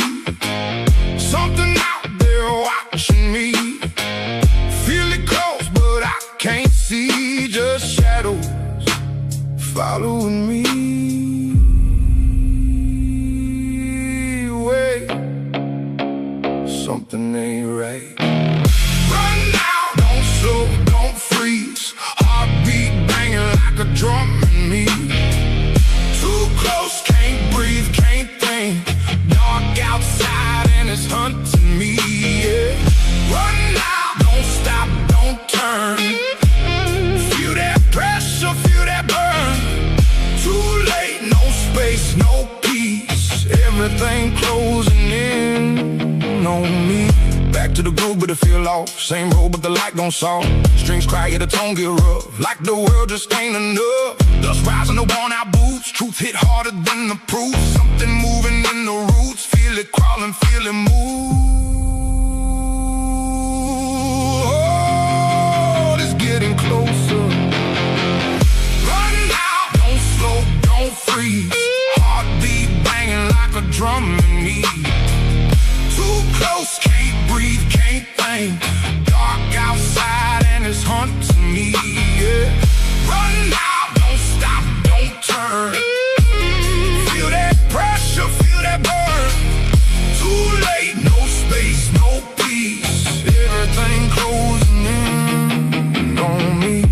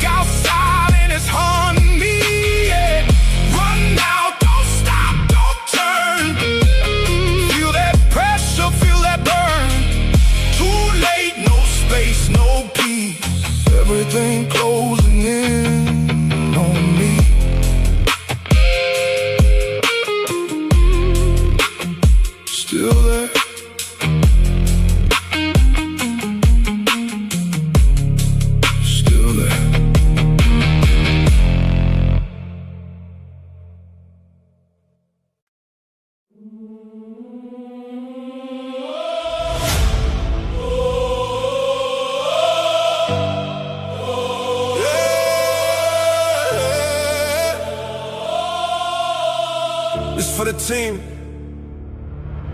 From zero, cold nights, no light, just a vision, one mic. No name, no hype, just fight. Built it brick by brick. Alright. Every doubt turned to fuel. Every loss made me move. But it wasn't just me in the room. Every step I was walking with you. Hold up. Hands up if you've been here. All this time, yeah, we still here.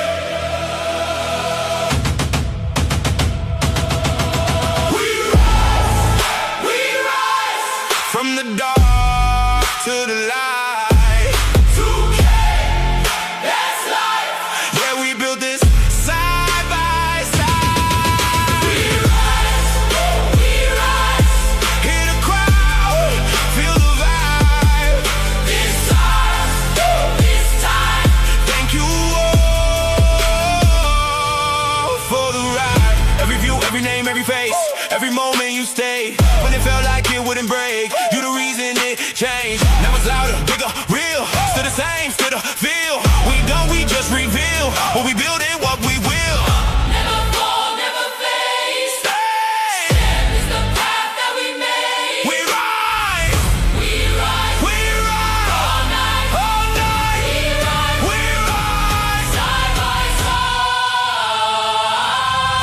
by side.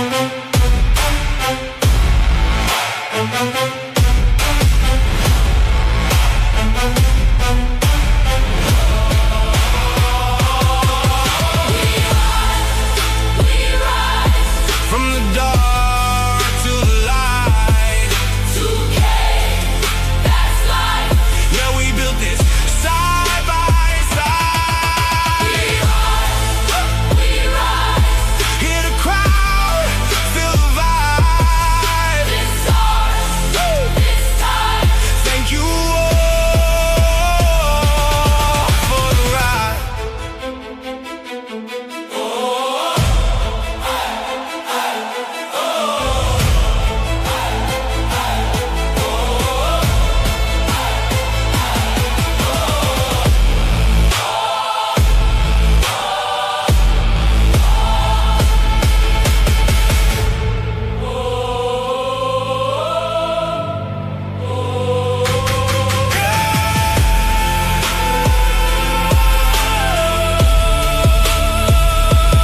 It's just the start.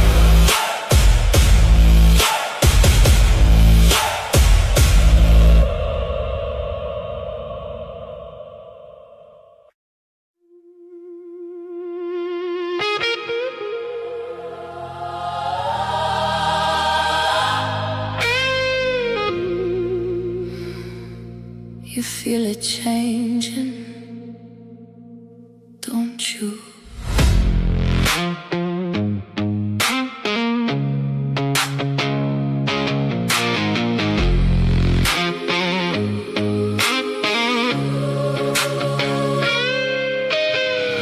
Blue light bleeding through the haze, slow shifting the way it plays.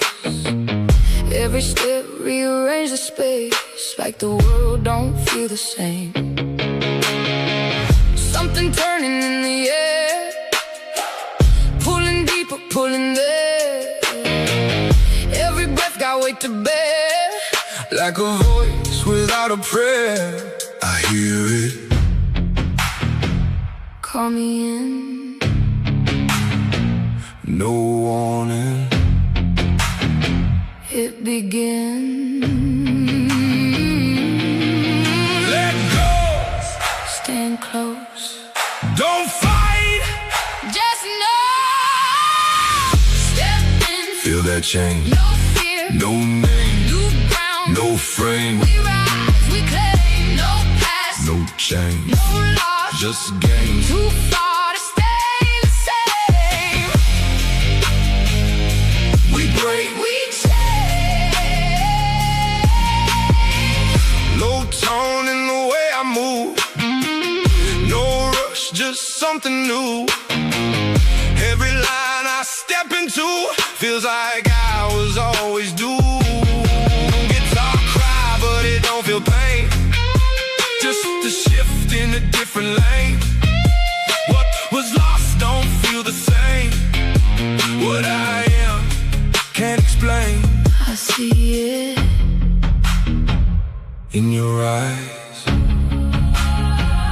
that moment. when it rises. Hope, Don't fade breathe, this way. Step in, feel that change. no fear, No name, new ground. no frame, We rise, we claim, no past, no change. no loss. Just game. Too far to stay the same. We break. We change.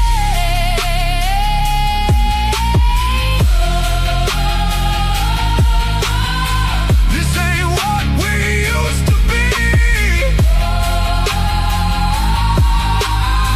Now we see what we can be.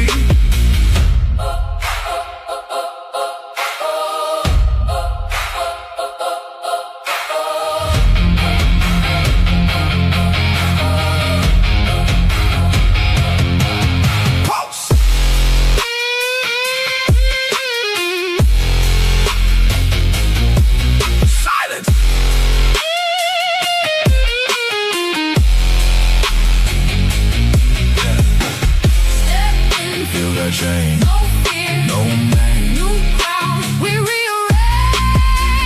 No past, no change, no loss, just game. too far to stay the same.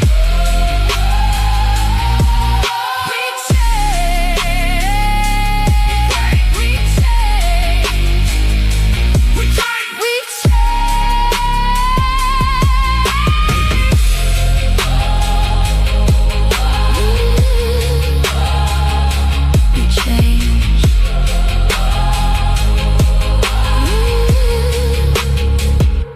we We changed.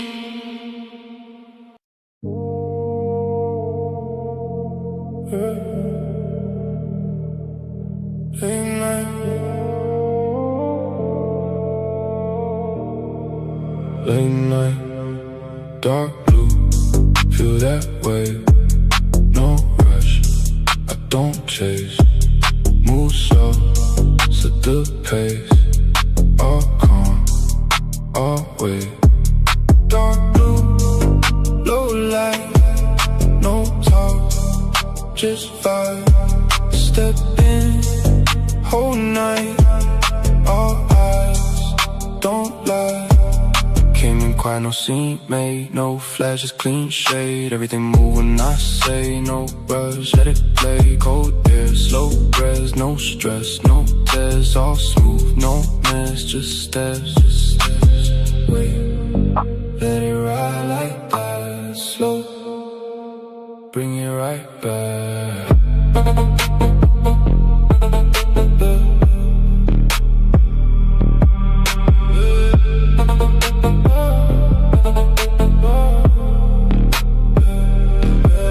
Dark blue, feel that way. No rush, I don't chase. Alright, ladies and gentlemen, welcome back. Up next, we've got Friction up against Sexy Boys. Friction won the coin toss and opted for second pick, so Sexy Boys will have the first pick. But without further ado, let's just get the teams ready and, oh my word, ready up. These socks. Yeah, we're getting into it. What is this? Game number 3 for the evening, ladies and gentlemen. So I hope you've been enjoying the action. I saw some people saying, oh, some of the gameplay is not as good. Well, we're waiting to see you on stream, so to see how you're gonna perform yourself, because I'm assuming that almost everybody is registered here in the AFL. We do have quite a few teams. What is it, 84 from just Southern Africa? Yeah, that is true, bro. And that was Violet Requiem saying that in the chat. And if I'm not mistaken, he's an Evil Ink player. Oh, I see. So Evil Ink, as the ISF, this hasn't concluded yet, the final rounds of it. But they've performed quite well in that tournament, and Violet Requiem is a very, very good player. So I'm quite interested to see how their team is going to be performing in this tournament, as we get the final member in here who needs to click ready. Otherwise, we're going to give them minus 50 points in the Swiss format. I don't think anybody can recover from minus 50 points. No, I don't think so. Bro. But ladies and gentlemen, without further ado, let's jump into the drafting phase. And let the mental chess...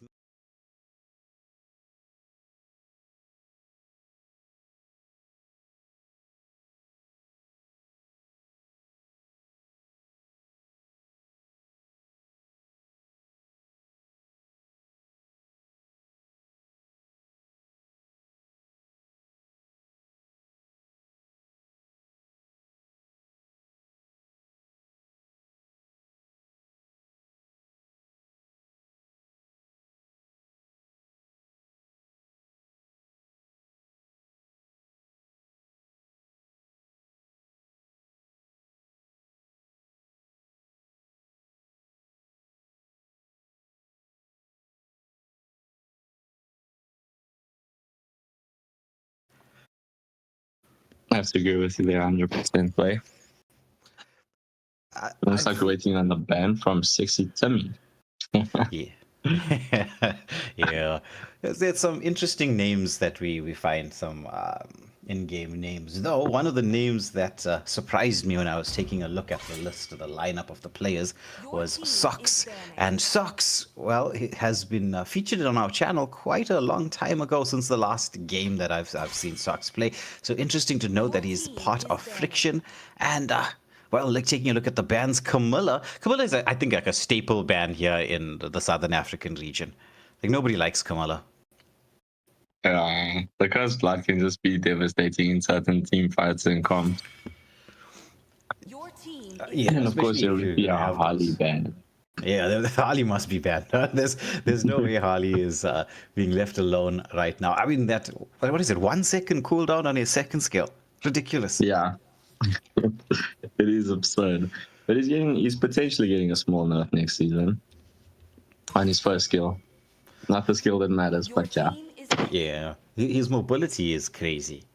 Crazy high. And then Sora is another one that, as you know, right, it has to be very high in terms Crowned of the by list of heaven's bands. mandate, my legacy shall endure. Zetchian. Is there a more annoying mage when you're in that early stage of the game? I think there is not such. There is no.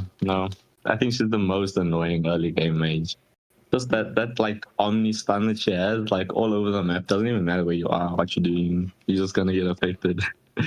Yeah, exactly. Global vision, beautiful setup for backline dives. So the moment you see a Zetchian being picked up, it makes you start thinking, okay, will we see the Yuzong come out, potentially the Khalid? Different perspectives Hylos also works well, but generally even Alice for that matter, Zetchian Alice is a broken combination. So if you're the side of Friction right now, you're going to have to be careful of those picks. You know that they're on the body suffers. The offing, and you have to decide between the Yuzong, the Khalid, and the Alice, which one you want to allow them to go for, and you can prevent certain picks by going for counters. Agreed. And it looks like Friction decided to pick up Benedetta and Marcel. Guys, Marcel is just the most annoying roam right now. Yeah, and he's getting another buff potentially next season. Yeah, his team fight potential, his ability to disrupt is massive. So if I was on the side of Sexy Boys right now, not to say that I am one of them, but if I was on their drafting panel, I'd be thinking of going for the Alice because it works nicely with the as a counter to Marcel. So when Marcel pops that golden hour ultimate, freezes everybody into position. Alice now can benefit from that. It's not so much a negative for her because, as we know, Alice's play style is all about sustain. No, I agree with you there. Especially that throne room can be quite devastating after the golden hour just finally ends on you. Yes, agreed. There's still the option to go for it because, as we can see, there could be a potential swap out in terms of spells with the Sylvana, but I think Sylvana is there just to deal with Bernadetta. I think so too. It's a bit of an interesting pickup, especially if it's like potentially jungle. I mean, like you're right, you could see a spell swap here. It's a pretty flexible pick. I do like the Faza. She works really well with Marcel. And he has the Amon ban. Interesting. A lot of people in South Africa don't know how to deal with that guy. Yeah, you just break his conceal and it's over. There's not much he can do from there. He's very, very susceptible to AoE spells and stuns. But as you said, right, a lot of Southern African teams still are very wary of him and what he brings to the table. But anyway, it is what it is. Fasa has dropped off a little bit from the meta. It's not as strong as it used to be. And Quantum plays Minotaur. Personally, I love the hero. Like, he's a personal favorite of mine, but not a favorite within the 5-man system because he takes so long to come online. You're going to have to build 1 or maybe 2 smaller defensive items before you get his major item, which is wait for no Oasis. man. And that means your power spike timing for a Minotaur is roughly around the 8 to 10 minute mark. And that's a little bit too long for your roamer to take to come online, considering there's roamers like Khalid, Hilda, Marcel, who are right now just perfect for the super aggressive style of play. Agreed. Like, Minos a little bit too squishy in the early game. Especially when he goes for the flask first item. I see a lot of Minotaurs like to do that. It is his core item. Like, it's the main thing that he needs to pick up, because when he picks up the flask, right, because his major skills is not even his ulti. It's not that Minoan Fury. It's a nice skill to have. It's my way or the highway. Obviously, because of the AoE stun. It's really his second skill that makes him so good, because it's consistent heals. The cooldown is so low. So the flask works perfectly with that, but unfortunately, he's so susceptible to poke, and especially if you're up against a Fasa. I mean, the range on Fasa is just going to cause chaos with your rotations. Agreed. Oh, and the other side of Friction picks up the Alice instead. Oh man, this comp is looking devastating for the team fight potential. I do think that Benedetta's not going to have a very nice time, considering there's a Sylvana and a Minotaur. Yeah, it's that's why I think they went for the swap out there. Benny was on the jungle position, and they're like, okay, wait. Benny is just with the Minotaur there, with the Sylvana, with that amount of control. It's not going to be the most fun time in the world. So let's swap out. Let's bring in something a little bit more adaptable to the situation. And they decide to go for the Alice roam. Alice and Marcel is a absolutely deadly combination. But as always, it depends on how you're going to be playing this. Agreed. And look at all the nice skins they're picking up. You know, tournament love is so wonderful. Yeah. Makes you feel rich. Yeah. But on that note, here we go. It is, well, game number 1 of one game, because as we know, it's all about the points right now. With the side of Sexy Boys, it looks like Minnow, getting himself to position quite early, is worried about these potential invades. Bernadetta is one of those heroes who loves that early game invade. As you can see, Novo here making his way towards the jungle, just being zoned away by Timmy. Agreed. Benedetta's early game invasion, if she pulls it off, is one of the most annoying things ever. Yeah, because I mean, she's got the mobility and the damage right now. But as you can see, this is what we were talking about with Minnow already down to half health. He does have that heal, so he can heal back up to full health. He's going to be trying to push towards that level 2 power spike timing where he gets that second skill going. But Zetian, very, very difficult to deal with in this early game. I'm just looking at him on the poke damage happening here. The stun comes out as Slime has to disengage and heal back up. No, agreed. Zetian's early game pressure, especially on the laning phase, is absurd. The most mages can't even compete with that range. That's definitely so. Oh, nice.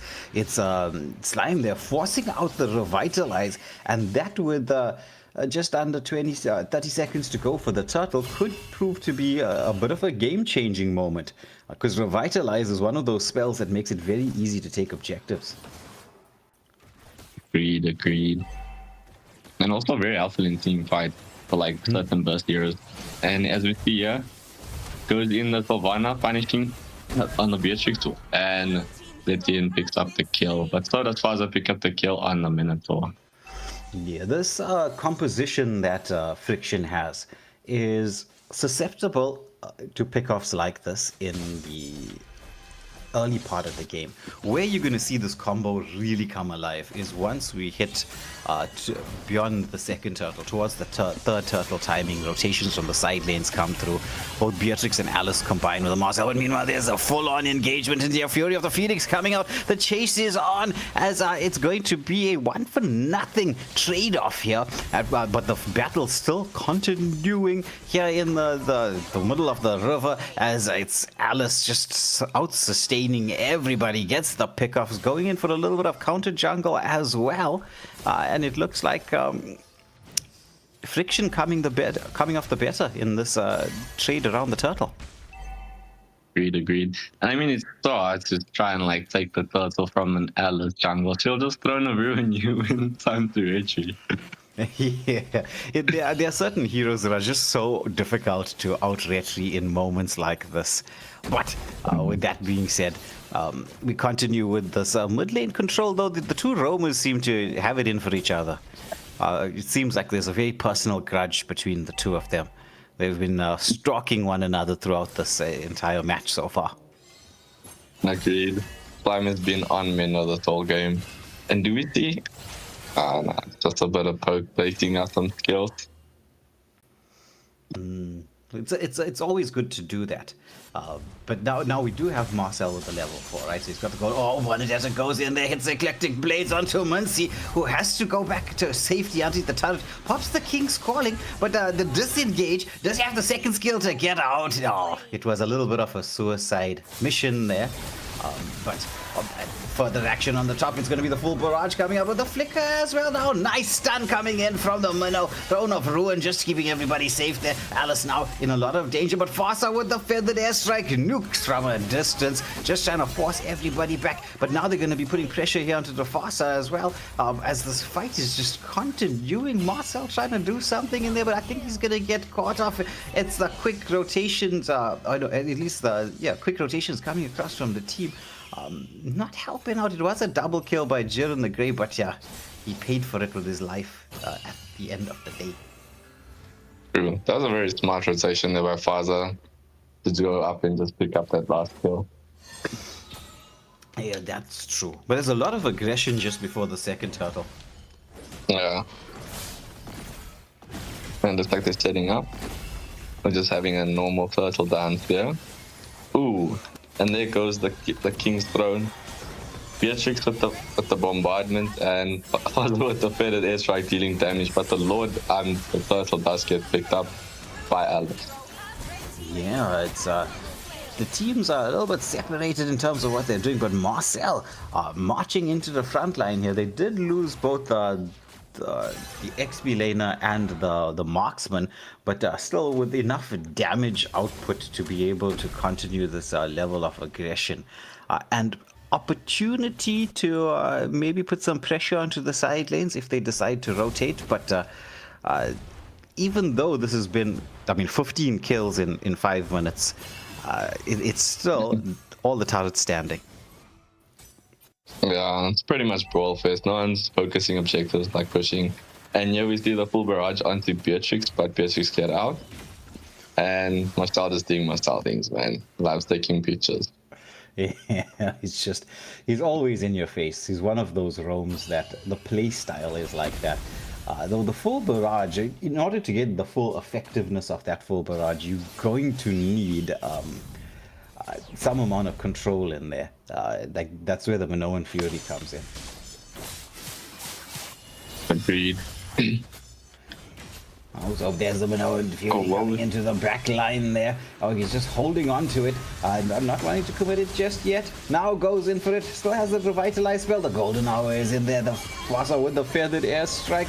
Could this be the full-on follow-up as the Throne of Ruin comes in? And oh my goodness, it's just body central at this moment in time. It's a double kill going the way of Sylvana. But I think it's just what is it, 3 for 3, 4 for 3 exchange, and I think finally the first turret will fall. Yeah, finally, and the top turret has fallen on the side of Sexy Boys.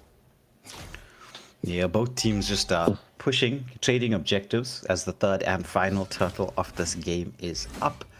But as it stands, I'd say things are fairly even. There's a slight gold lead on the Friction side, but a poke damage here onto the Minnow who's trying to escape, but taking a lot of damage, has to go back. The Eclectic Blades comes in from Bernadetta, who's trying to force the play into the backline faster with a feathered airstrike as well. They are zoning everybody away so that Alice can try and take this uncontested, but there was a lot of skills used just for one kill. It was just Minnow taken down. As they continue with the pressure, Fury of the Phoenix is in there, but oh, it's a killing spree. The full barrage comes out from this Beatrix, from this Xtra, and well, she is one of those heroes you don't really want to see fed. 100%, 100%. And Spaza just coming in here with the feathered airstrike, nuking Hook Daddy. What a name. Yeah, and this gave them the opportunity to take down the mid lane turret, and now map open. Friction are seizing the game by the scruff of the neck. They've built up a decent gold lead, and they've got the map control and also the mobility. Yeah, no, agreed. I just noticed that Hook Daddy is literally playing a hooker. yeah. Maybe he was like, yeah, let me live up to my name. Let's see how many people I can grab into those King's Callings. Yeah. It looks like Alice is just applying some pressure onto Sylvana, but she missed out to get out. That's the thing with Alice. She's going to get in, get out.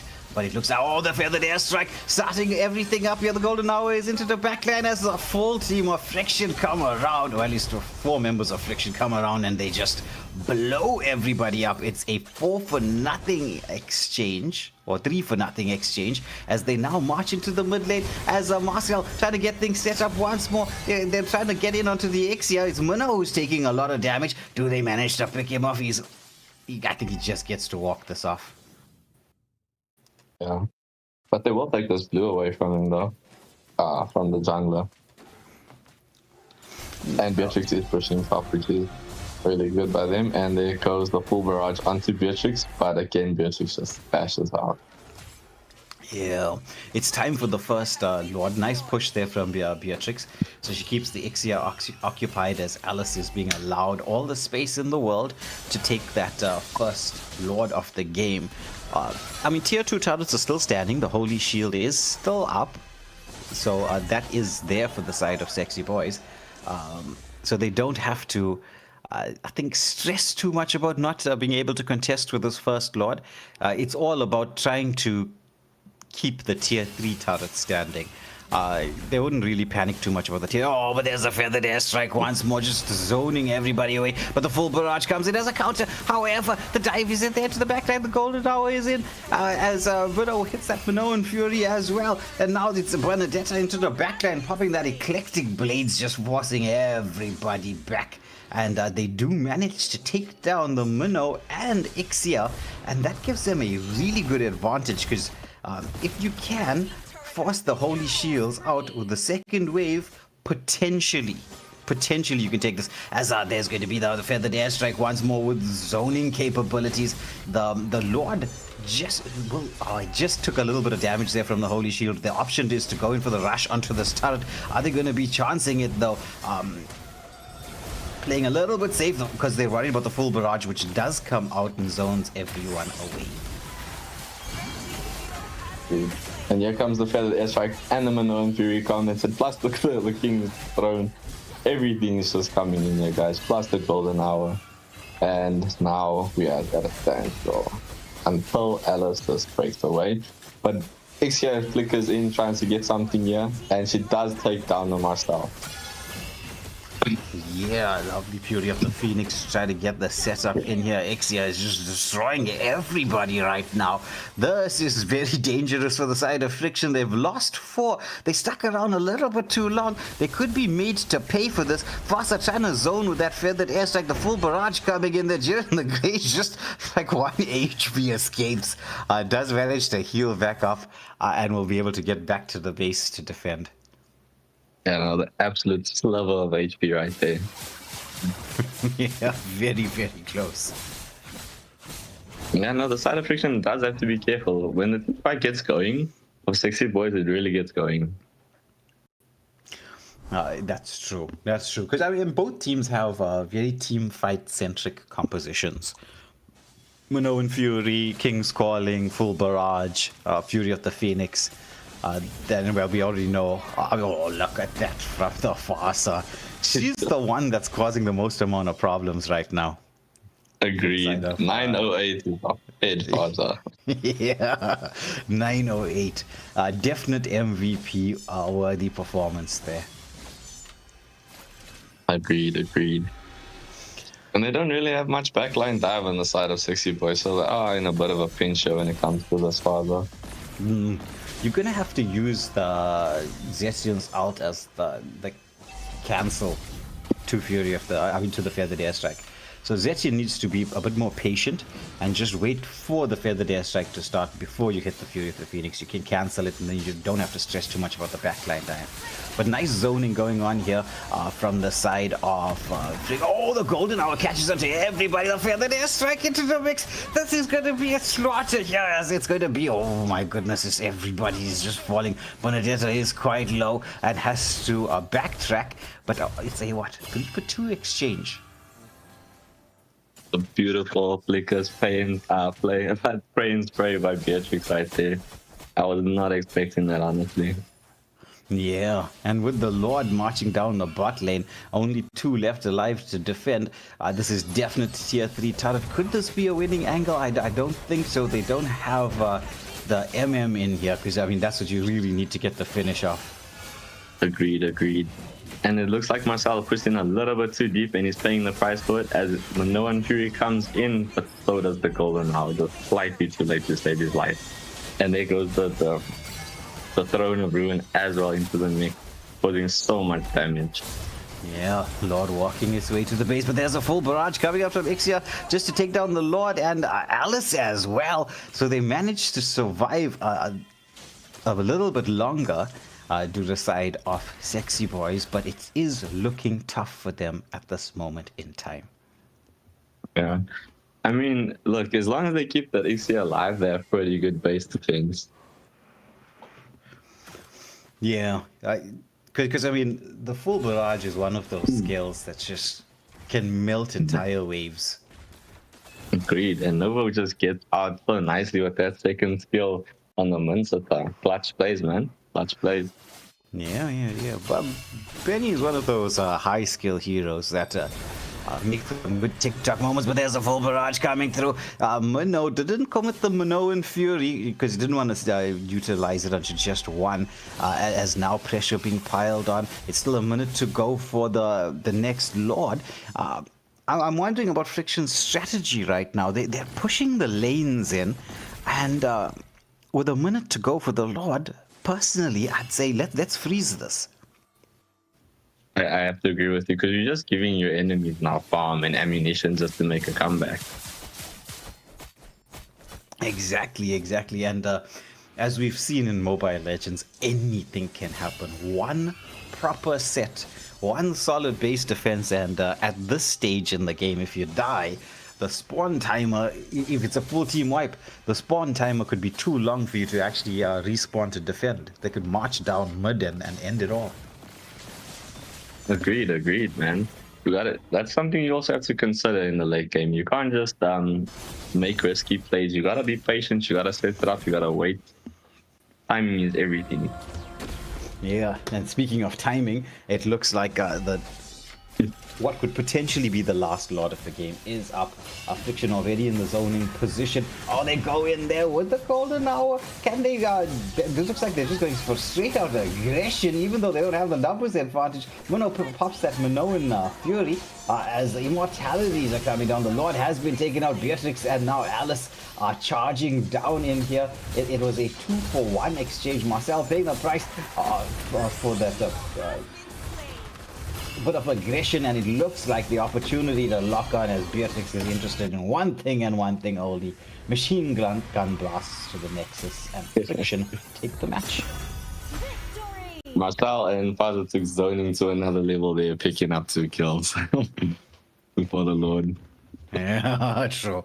So well done to Friction, because I mean Sexy Boys is a pretty solid, pretty decent team. So nice performance here from Friction, picking up the victory. But for the Sexy Boy fans out there, it's not all over. This is the Swiss format. You got a good couple of games to get your points going, because it all comes down to the final 32 teams. And that's what you're trying to book your place 4. But agreed. With that being said, we're going to be heading into our pause screen as we will have the next match coming up in just a few minutes. So don't go anywhere. And while you're waiting, you can vibe out to some of the tunes that will be playing through. And don't forget to press that like, share, subscribe buttons, provided you're enjoying the action, which I'm sure you are. And we will see you all in just a moment. Set the pace, all calm, always. Dark blue, low light, no talk, just vibe.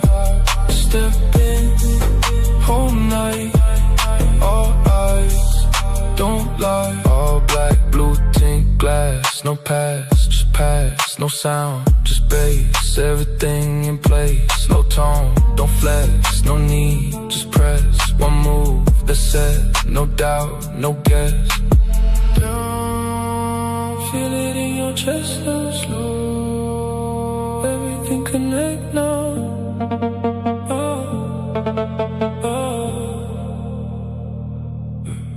Dark blue, feel that way.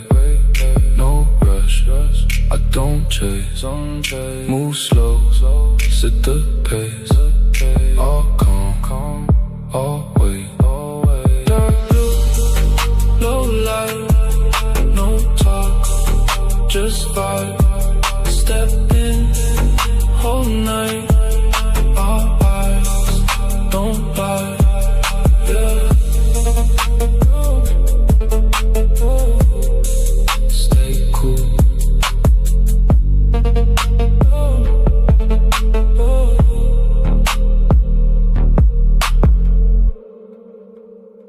Stay cool.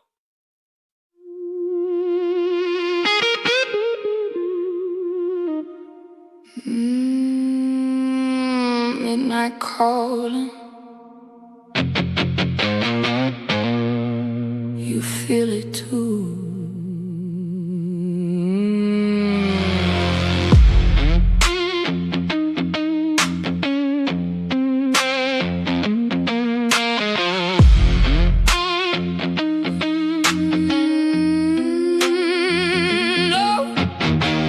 Low flame flicker in the dark. Cold wind whisper through my heart. Every step echo like a spark. Something tearing me apart. I hear your name in the night, but it don't sound right. Like a ghost in the light, pulling me in.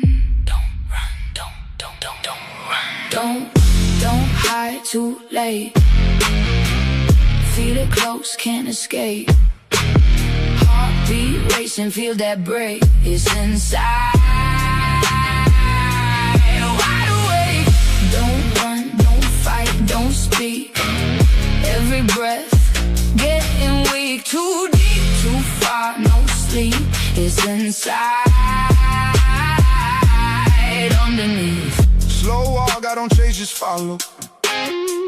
Same road, same pain, same hollow. Guitar cry with a tone so cold, like a story already told. Feel that weight in the air right now. Every move got a shadow now. Turn around, but there's no way out. It's locked in. Wait, it's right behind you. Don't run, don't hide too late. Feel it close, can't escape. Heartbeat racing, feel that break. It's inside. Wide awake. Don't run, don't fight, don't speak. Every breath getting weak. Too deep, too far, no sleep. It's inside, underneath.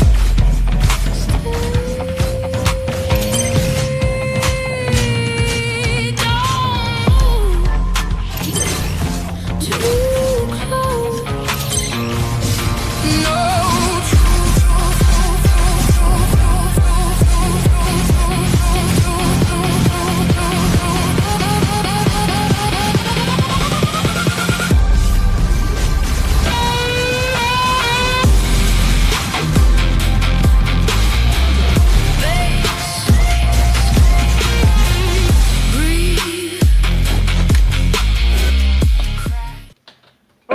Scott, are you Ladies and gentlemen, welcome back to the live stream. I'm just quickly going to mute myself.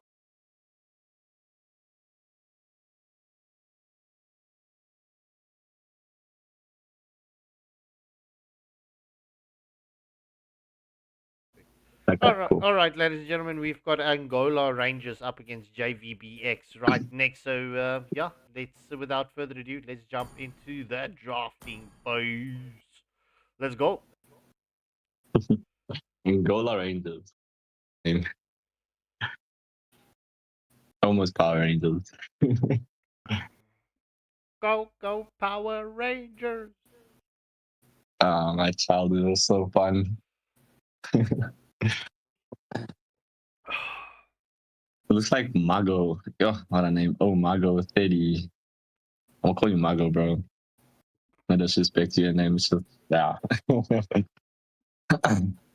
Looks like he's gonna be deciding the first ban on Angola Rangers, and it's Akai. You know, when you see an Akai ban, I always think of heroes like Pig, Camilla, like very set heavy heroes that you just want to interrupt. So, potentially. And on the side of JVBX is the YSS ban. You know, YSS is so devastating, as you guys saw from the last, the second last game earlier. It was pretty dominant, and Harley, of course, staple ban right now.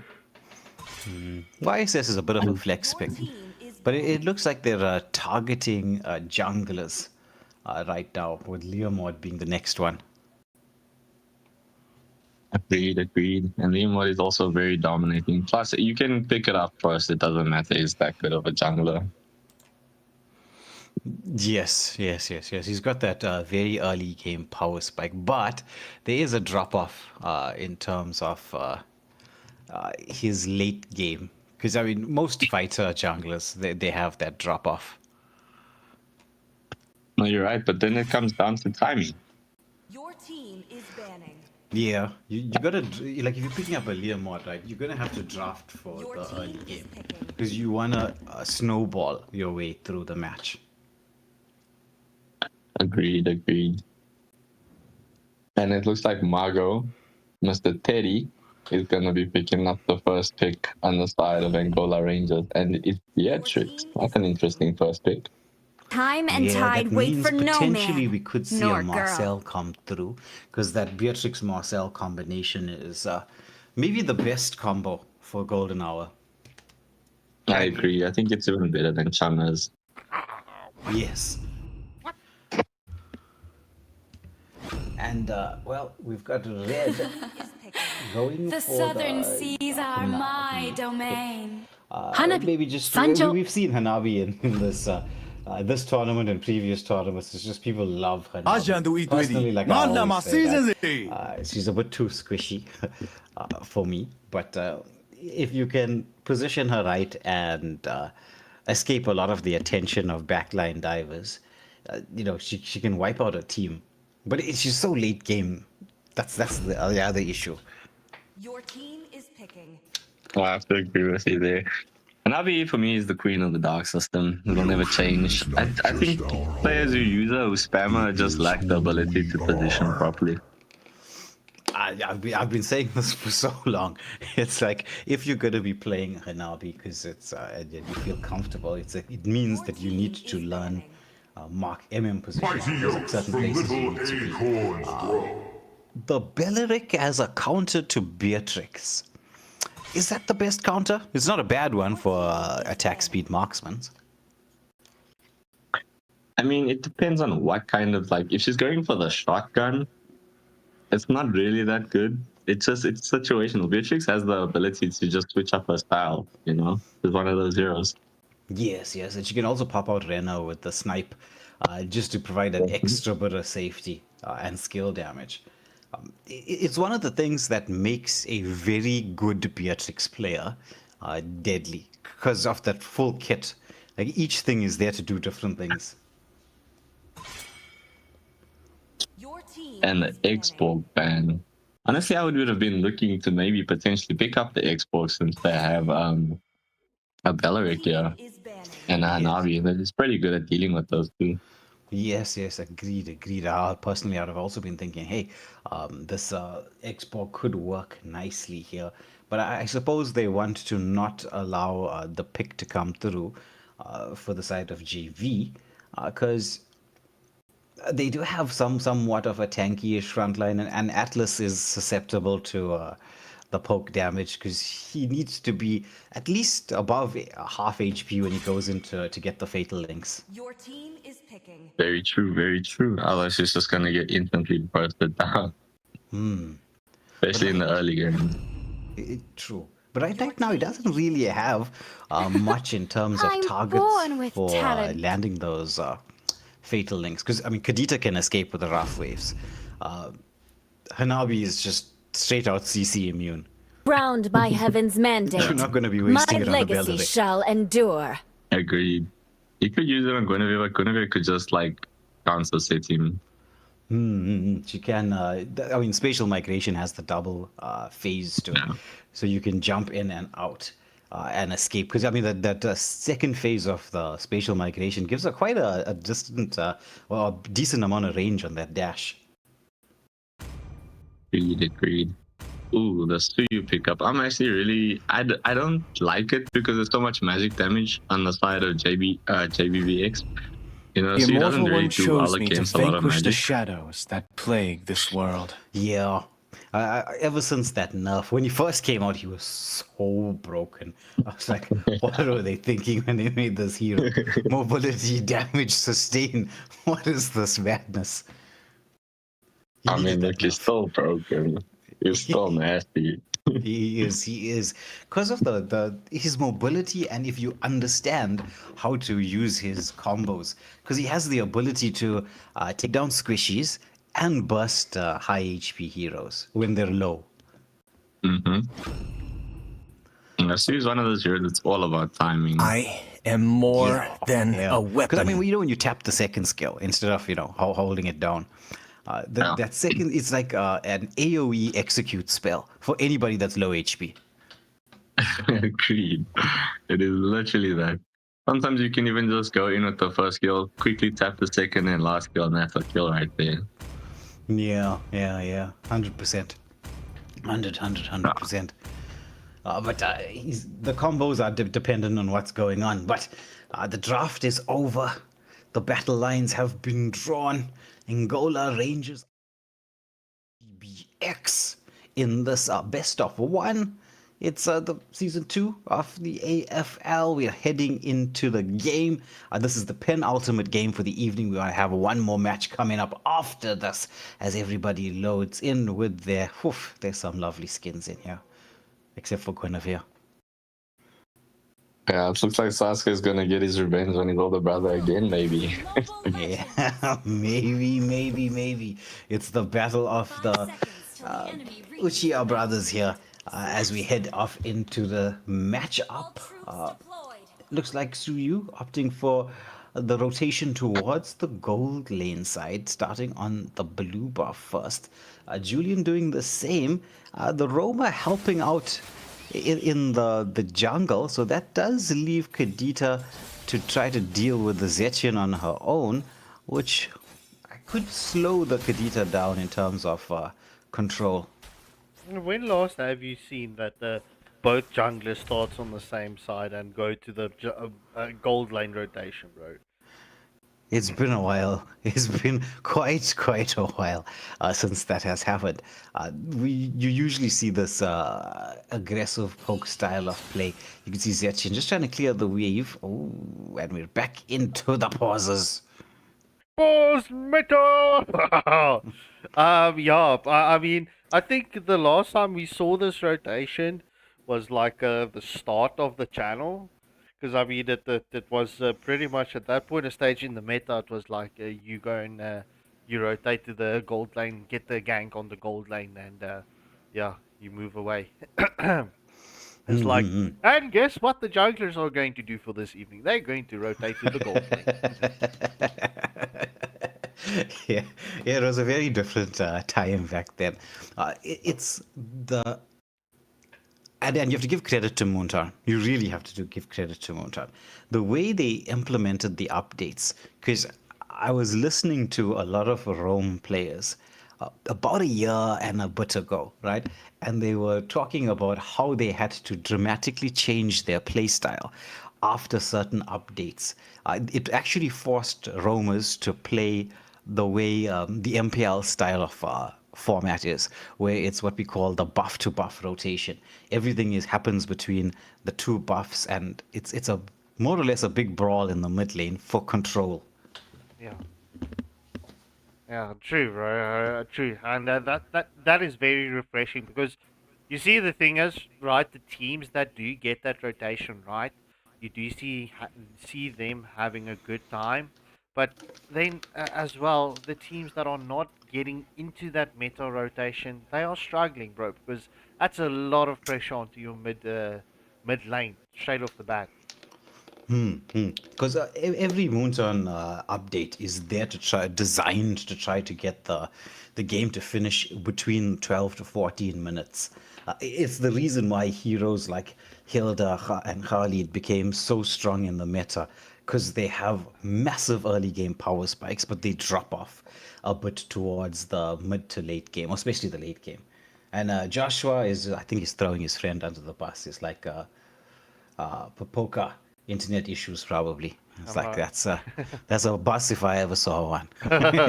Well, I can even make the bus even worse. So the Atlas's mother called him on the phone. So that's what happened. Okay? Well, we do live in Africa, and we all know this, right? Given Scarpy and myself, we're grown men. When your mother calls you, you answer the phone unless you wanna die. So we feel for Atlas there. It's good. Mother, if you ever join this stream, there's a certain time of the evening. If you call me, I will not answer. Okay? I always answer. Like the calls, otherwise I'm a dead man. But with that being said, is Atlas ready yet, or is he still?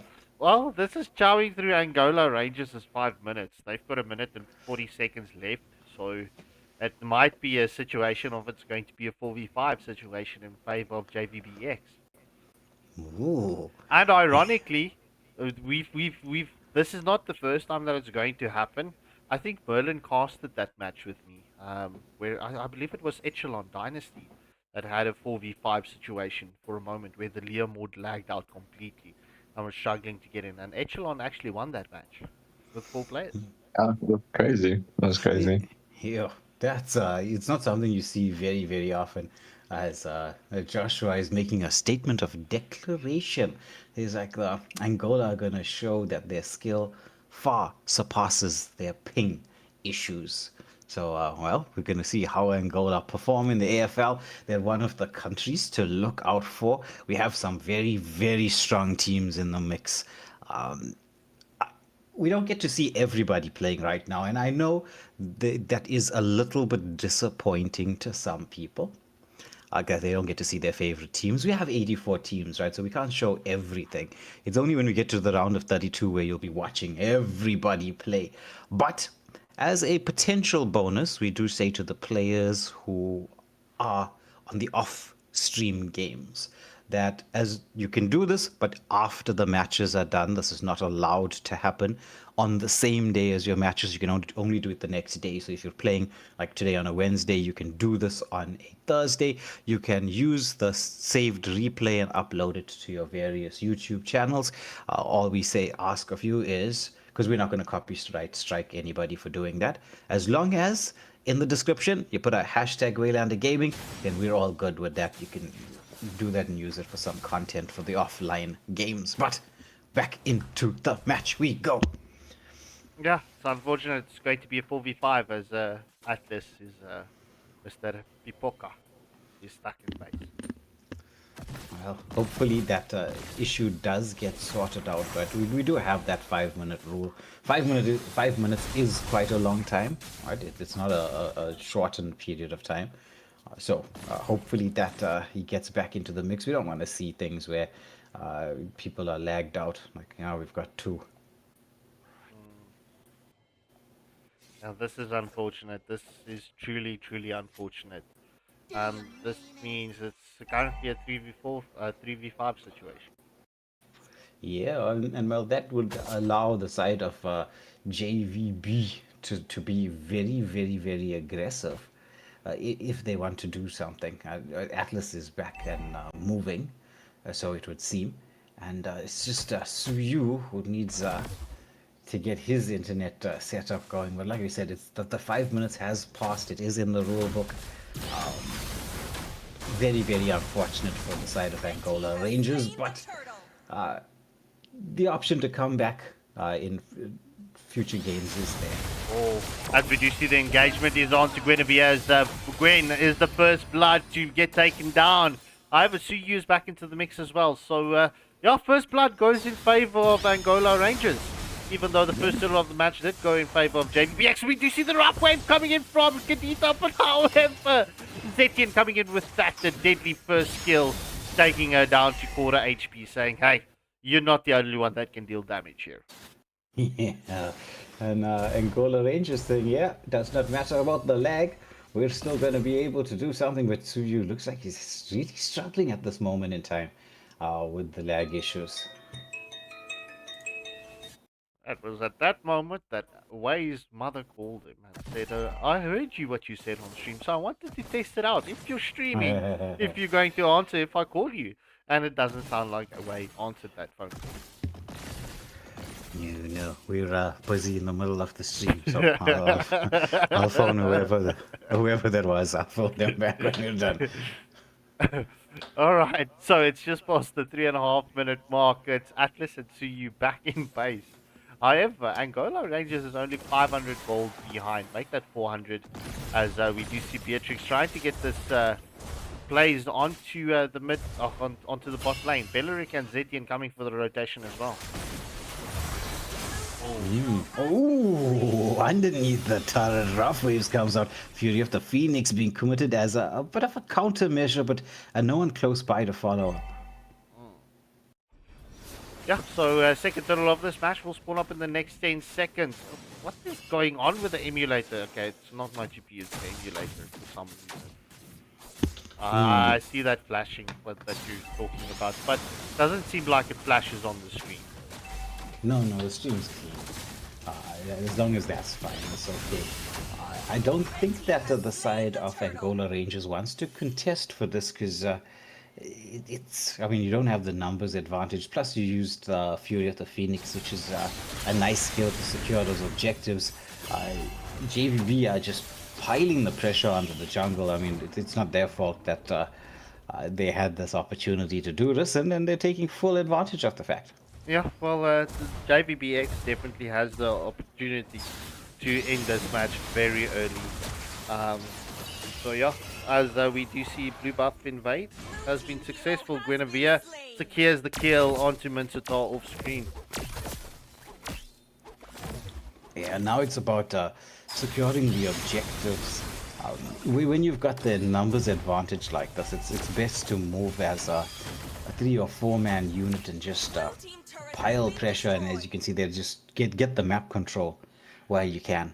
But wait, right now, right? I'm going to be honest. Seeing that you've got the 2 numbers advantage, why not just all 5 man storm down the mid lane and just yeah, put the unfortunate lagged out players out of their misery? It sounds bad to say it, but I'm just thinking you've got the advantage. You might as well utilize it. True. It's a very viable option. But maybe they just want to play it a little bit safe until the first Lord, because with the Lord, you can guarantee what's going to happen. Now they're all moving in towards the mid lane to pile on that pressure that you were talking about. Zetian is going to be forced away, and all the tier 1 turrets now down. And the third and final turtle will be up in the next 10 seconds. Yeah, it's a bit too long to wait for the Lord. You might want to take the turtle, though. Personally, I'd be like, yeah, we've got all the control in the world. We can leave this for the Lord, but it looks like they just want to build up that already substantial gold lead. Yeah, well, they're definitely utilizing this moment to practice their rotations. It seems like it. And Joshua, it is unfortunate, broski. It is so unfortunate. Yeah, it's a bit sad when these things happen, but well, this is Africa. We have certain internet connection issues. Hopefully it will be fixed for future games. We do have the settings set to as good or as stable a connection as is possible, which you can do when you're in tournament lobbies. As we do see the spatial migration and the Violet Requiem comes in. However, Kadita steals the kill from Guinevere, and this will be JVBX picking up a tier 2 turret in the top lane. Zetian and Beatrix, they're going to push this top lane. Yeah, might as well. Might as well take the opportunity to get something back at least. Yeah, agreed. And well, it's a bit of time still for the next Lord. I mean, because they did take the third turtle. This Lord now, with the tier 2 turret standing, there's potential to defend it, but it's hard to defend 3v5 with the Lord coming through. The Holy Shields are the only saving grace. Yeah, and it's going to put that delay on. But, I mean, look, it's you're going to need to force the right pickups if you're on the side of Angola Rangers. As we do see JVBX goes for that the tier 2 bot turret in the bot lane. Mincetar trying to get the pull onto the back line with the King's Calling. However, he misses, but it's a Rough Waves that takes down the Mincetar, and that's Capivara being deleted with that Rough Waves. And finally, time for the first Lord. The Holy Shield in the bot lane is still up, right? I thought they were going to put a bit more pressure, maybe take that down. It would have given the opportunity to march in with the Lord. But there is still another wave that you can use to get this done. With Kadita the one securing that Lord, and now JVBX got to get the wave sync going. So Ludaki, right? That was an off-stream match, so that's not going to be on the channel, broski. It's not going to be on the channel, unfortunately. Ludakai. There we go. I remember that conversation we had on the live stream not so long ago. So Immortal Order will be on the future streams. Just need to wait. But unfortunately, we're working with 84 teams. As Mincetar is doing a good job at keeping this Lord at bay. Spatial migration is off the mark. We do see the Winter Crown gets committed. However, Federana takes down the Mincetar. Lovely Rough Waves coming in as they're marching in with the Lord. No Holy Shield is here on the top lane. So potential to go all in. They don't have the Rough Waves though, right? But they've got enough backline dive potential as they're trying to get a defense. It's 2v4 situation. Lord being taken down to a quarter HP. There is another wave, so we should see all the tier 3 turrets falling down, and that could be enough pressure for the side of JVBX to end this, because they've got everybody in the mix right now, and enough waves to do so. They're just trying to deal with this. The bot lane is going to be the spatial migration into the Violet Requiem. Zetian trying to defend to the utmost, like to Devil here with that Fury of the Phoenix. And they live to fight just a little bit longer. But I strongly suspect this could be the beginning of the end right now. Yeah, that's good, as we do see the Rough Waves coming in from Kadita, and it's an unstoppable kill. And that is it. GG's, I want to say well played, but I'm not. It's an unfortunate situation that happened here. It's also the first time that this happens on the channel, that it's two that lagged out. But in any case, Federana picking up the MVP with the Kadita. Ladies and gentlemen, we are going to get the pause screen up and running for you whilst we get the lobby sorted out for the final match of the evening. So hit that like, share, and subscribe button. And let's go.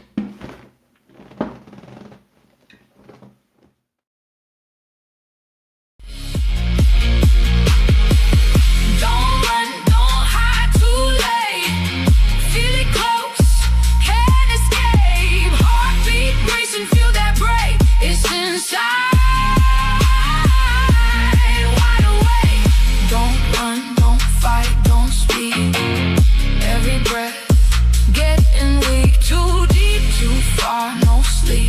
It's inside, underneath.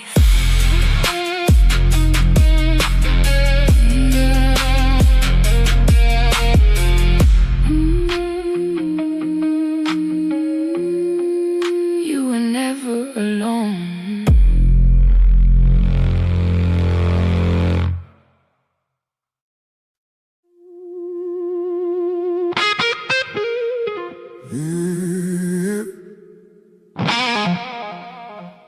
Slow burn.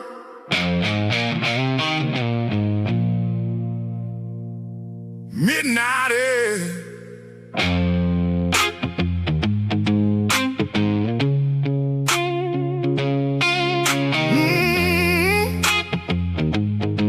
Slow burn. Midnight air.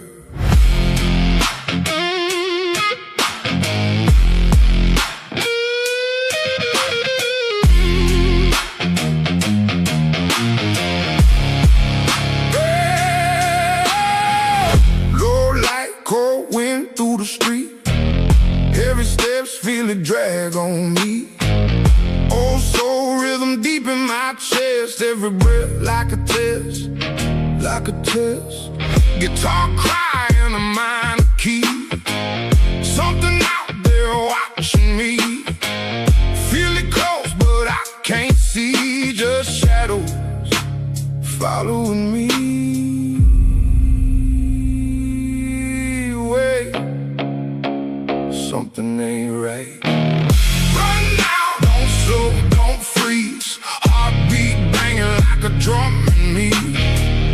Too close, can't breathe, can't think. Dark outside and it's hunting me, yeah. Run now, don't stop, don't turn. Feel that pressure, feel that burn. Too late, no space, no peace. Everything closing in on me.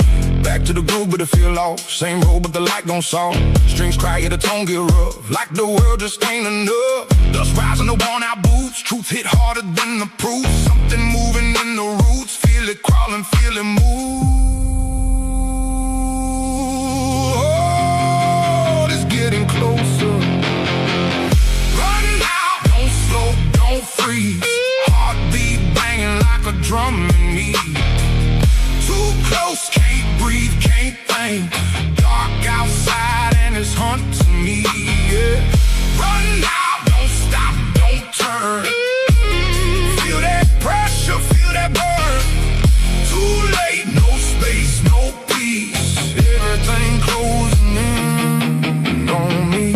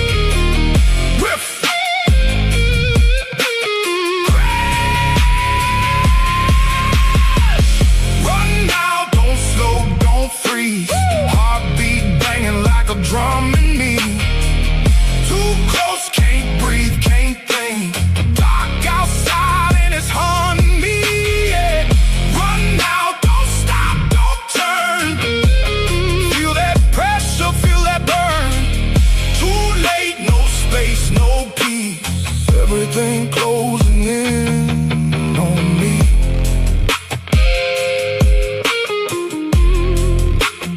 Still there.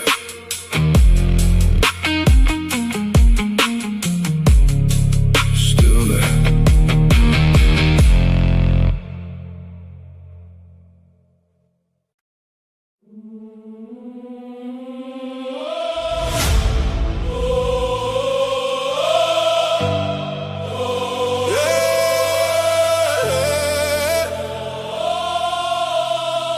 for the team.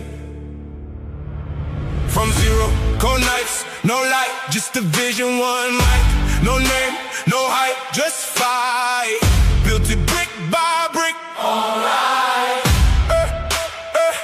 Every doubt turned to fuel. Every loss made me move, but it wasn't just me in the room. Every step I was walking with you. Hold up. Hands up if you've been here. Hardest time, yeah, we still here.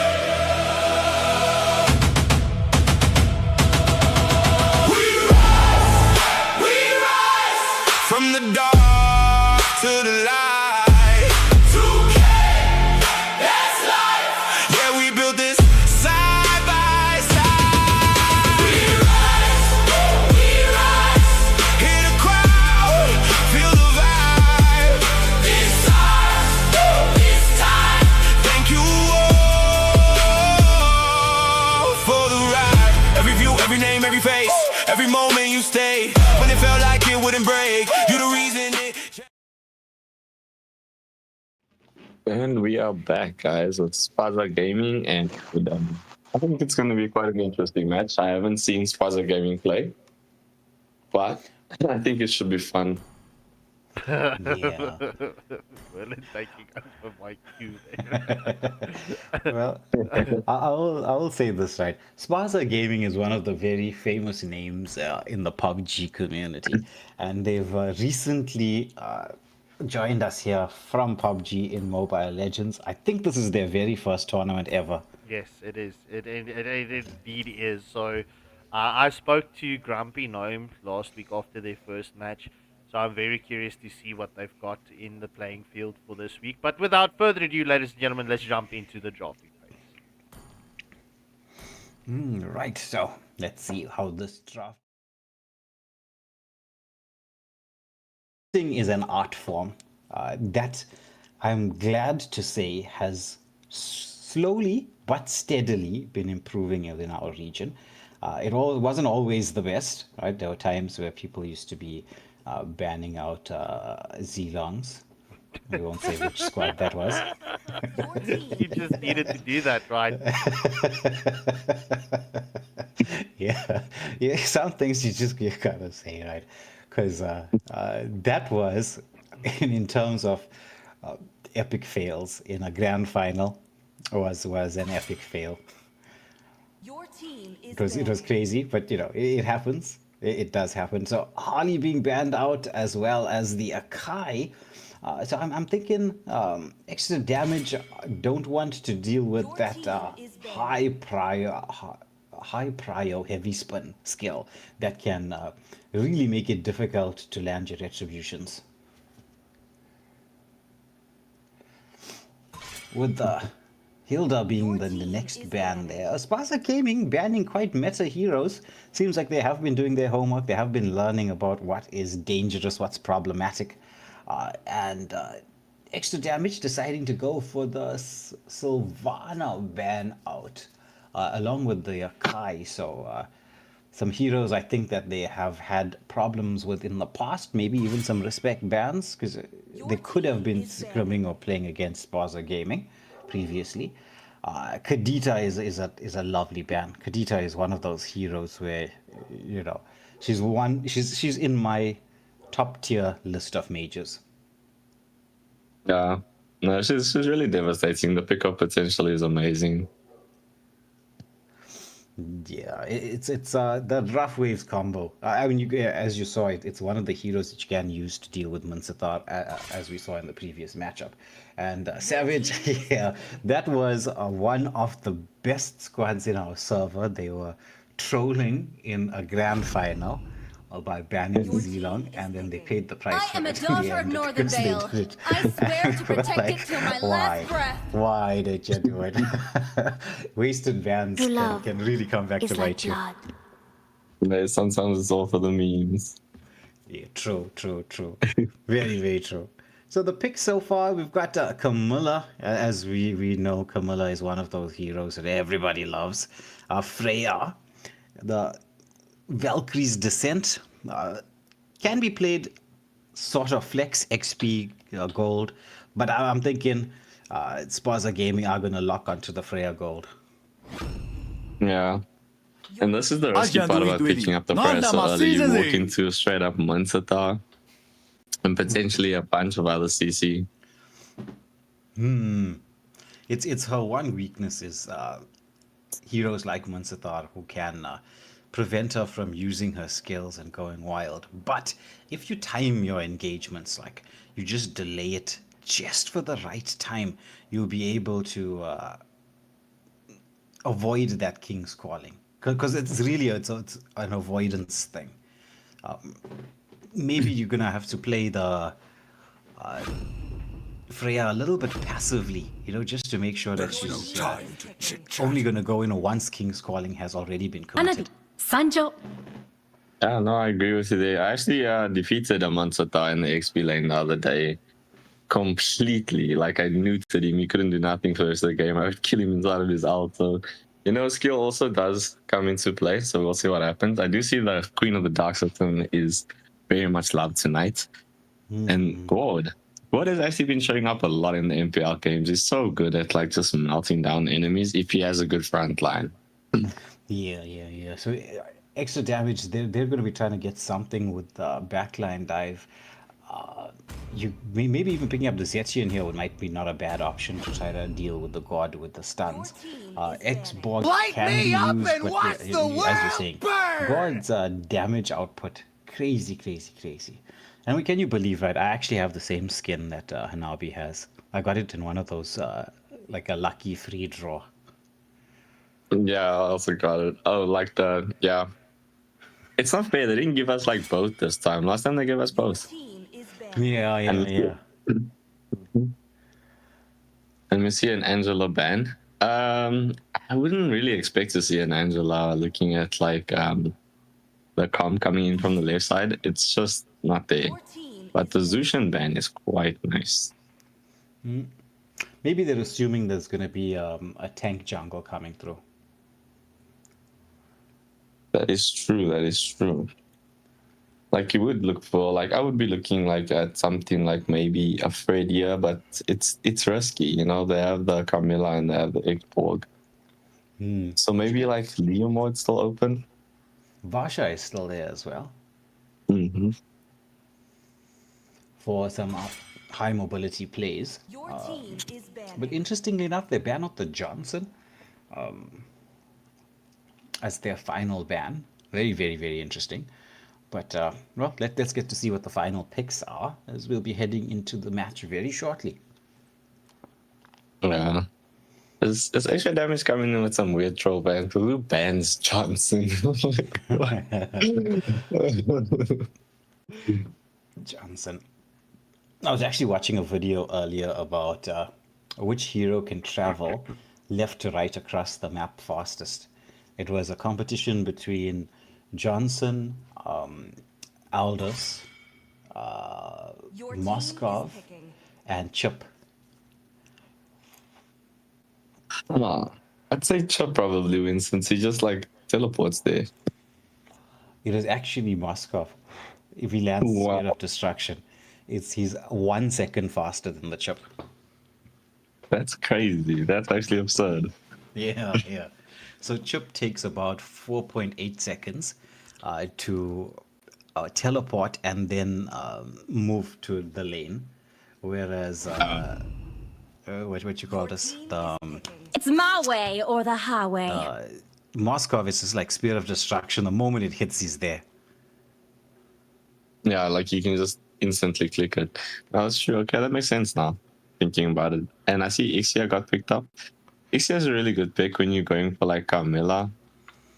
But I would prefer something else in the golden side. Maybe Claude. Welcome to my castle, especially if you do pick up actually with the Camilla as well. It gives you that nice backline dive. But Grok is looking quite a tasty pick. I always love seeing a Grok in.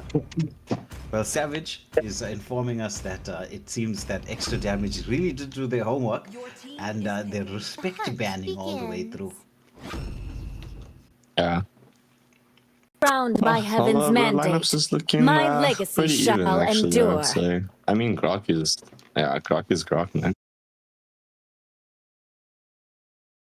The second skill of his, combined with the tectonic charge, very, very, very, very deadly. But with that being said, we're gonna count down into the game, and I'm gonna hand you over to Merlin and Scarpskenkel. Team Merlin and Scarpskenkel, as they'll take us into the final match of the evening. Don't go anywhere. It's about to kick off. It's gonna be exciting. It is. It's gonna about to be a pretty interesting match, I would say. Yeah, man. Scarp, which of the drafts do you think which one is your favorite for tonight? Seeing as this is the last match of the night. If we need to go right, and if we need to pick, I'm going to say Spaza Gaming, due to the fact of the Grok Freya combo, as well as with Ruby into the mix. They've got a lot more sustainability. But I mean, look, it's going to be Freya against an Xborg in the jungle, and extra damage. They've also got the Camilla, right? But if we're looking only at the drafts, I'm going to say Spaza Gaming because it's just a little bit different. But if we're going to look at teams, I'm going to be voting for extra damage, and I'm not taking anything away from Spaza Gaming. I'm actually hoping for an upset. No, I have to agree with you. I think Spaza Gaming's draft is better, and I do like that they made the Freya gold lane in this instance, just because there's the Minseta and the XP, you know, just it cuts off that like idea of Minseta just pressuring her for the whole game. You mean jungle? Yeah, jungle. Sorry, man. As we do see, this mid lane pressure contention is on. However, Spaza Gaming does secure the first litho of the match, and well, it's going to come down to how they are going to get the plays and the sets. Because I mean, you mentioned it in the draft, right? That Gord has got that. Oof. Come on. Crazy burst, like Mythic Gush. Yeah, Mythic Gush, and that does deal a hefty magic punch. But in any case, I mean, it ain't over till the cookie crumbles. It's going to come down to the team fights, pushing of the objectives, and etc. As we do see Toyota getting that wall up, just trying to keep Camilla at play. I need to show Toyota how to do the Gord play in the beginning of the match. That 10-second counter. As we do see the first hurdle of this match is spawning up in the next 10 seconds. Is it going to be Spaza Gaming that's going to get it? As Xborg is currently at the bot lane, trying to get that pressure onto Ruby and just get that wave pushed in so that they can set up for Turtle a little bit better. But Spaza Gaming rotating Mage, Roam, and Jungle as a unit. That's what you like to see, eh? Those are the three musketeers when it comes to 5-man. Yeah, agreed. So we do see Gord does get the stun up onto Camilla and Xborg. Xborg is continuing the damage here onto the Turtle. And Toyota's doing good zoning here with the Grok. However, this is still undecisive as we do see Ruby coming in and she gets the armor fended into the play, and Xborg pops off the last insanity. As Spirit of the Phoenix has been committed and the Mystic Gush as well. But it is still no kill. The first turtle of the match goes in favor of extra damage. Yeah, both teams are playing quite safe, actually. Xborg committing the last insanity just to get the turtle there was pretty smart. Like, considering they both don't really have retry confirms, unless Xborg decides to do like that, just out for it. Agreed. So, I mean, look, this battle is going to be a battle of nutrition. So, let's see. As the Xtra takes a lot of damage from Honeybee. Honeybee does secure the Golden Crab. Teodo comes in with the rotation. Gordon is just slightly behind him. As we do see the stun up onto, who's that? Xia. As the first blood goes in favor of Teodo. As we do see the tectonic charge lands onto Xborg. Woo! What a play. Yeah. I don't think that he should have used the tectonic charge there. I think it was a bit of a waste of a resource since it was just on Xborg. You know, takes a little bit more than that just to burst his Fraga early game. Well, it's to keep Xborg away from the gold laner and not allow the rotation. So, yeah, I kind of do get it. As, Freya secures the litho once more. Freya's actually ahead of Xborg at this moment. Agreed. The Freya is a farming machine. I think she actually does pretty well with jungle clear in compared to Xborg in the early game. And we do see Oh, sorry, Grok puts up the wall, but Etienne does flicker out. I don't think she wanted to trigger a passive. Did I poison you, bro? Did I poison you? As though we do see Ruby going for the rotation in. However, Xborg does get the pullback. However, the wall is up and the tectonic charge lands onto Xborg, and that is the Faraga armor depleted. As we do see the King's Calling is into the mix. However, the Mystic Gush does take down the Mincetar, so it's a 1-for-1 exchange. XP for Rome exchange. And Spaza Gaming securing the gold lead. Yeah, I think you might have poisoned me. Everybody was kung fu fighting, and Merlin was stuck on the Scorp's curse. As Soul King starts up the second turtle of this match. However, he doesn't have Faraga armor. Well, he has some Faraga armor, as we do see the wall coming in from Grok. Camilla trying to get the play in. However, the last insanity gets committed. Spaza Gaming securing the second turtle of the match, as we do see the full barrage coming in from Xtra. However, she does take a lot of damage coming in from Hanabi and Freya. And that's a 2-for-0 exchange going in favor of Spaza Gaming. It seems like this PUBG players are yet to show something. 100%. I mean, look at this. They're even picking up the buff after the team fight. It's always good to get something after a team fight.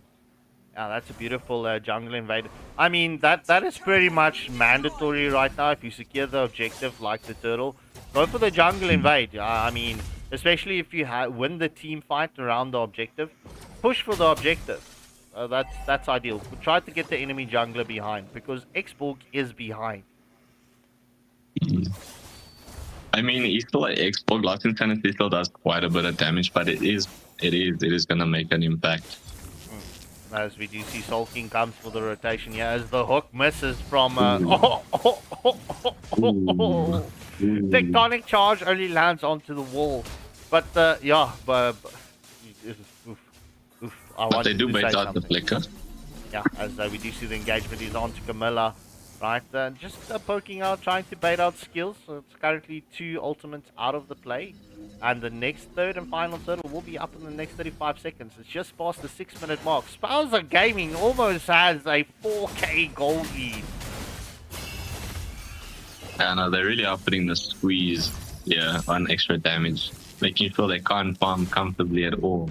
Agreed. They're just keeping the pressure here onto extra damage, as that wall does not catch out the Camilla just yet. The third and final turtle will be up in the next 10 seconds. But as Spaza Gaming, they've secured a tier 1 turret in the top lane.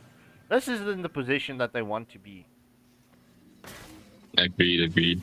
Look, ladies and gentlemen, this is why you ban Grok, man. You see what this man is doing? This is why you ban him. Oh, Grok is such a strong hero. As we do see the pull is onto Ruby. However, the wall comes in from Grok. Will we see that tectonic charge lands onto 3? Yes, sir. The Hive faded into the mix as well. Curse of Blood lands onto 2. We do see the chain up coming in from that, but the Valkyrie's descent is onto the back line. Will Freya secure the kill? Yes, she does. She catches Mincetar, and Spaza Gaming secures another tier 1 turret. Full barrage coming in from Xtra. She secures the kill onto Freya, and that is a 2-for-1 exchange at this moment, going in favor of Spaza Gaming.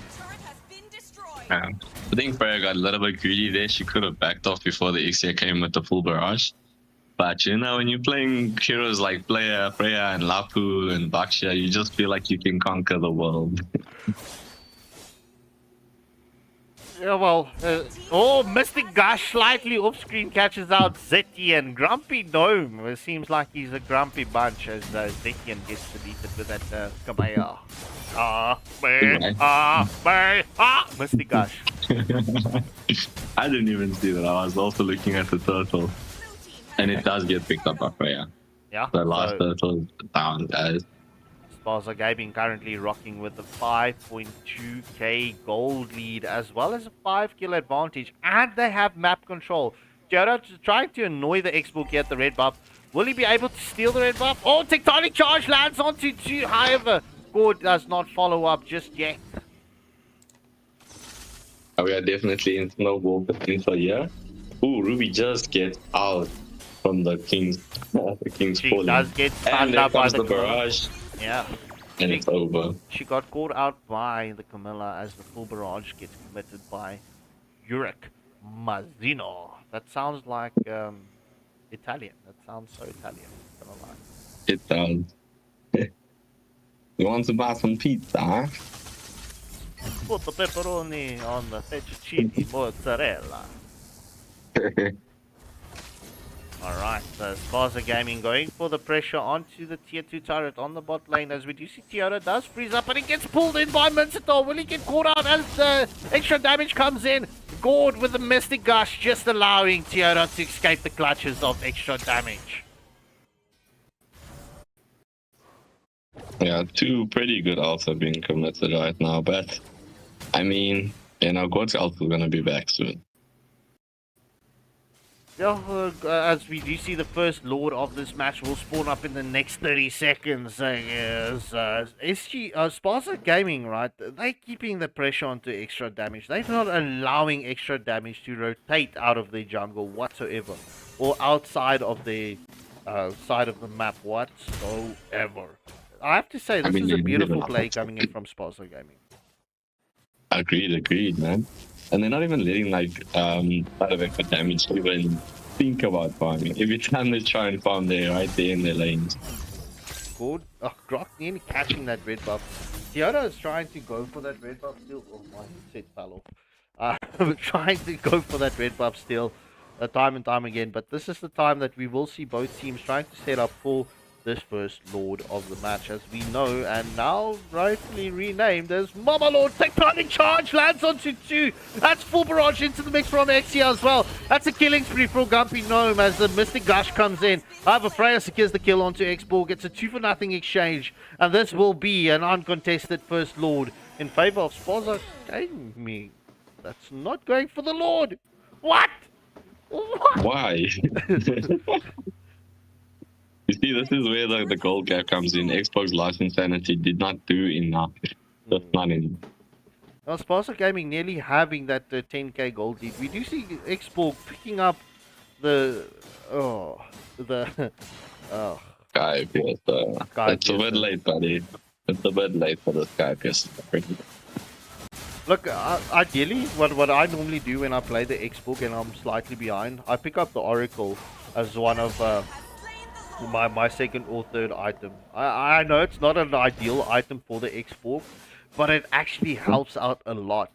But in any case, Spaza Gaming trying to look at trying to end this, or trying to get an ending situation here, as we do see the engagement is under the tier 2 turret in the bot lane, as the Cursed Blood only lands onto a dead Mincetor. Yeah, no, the pressure is insane here. Fucking Freya, man.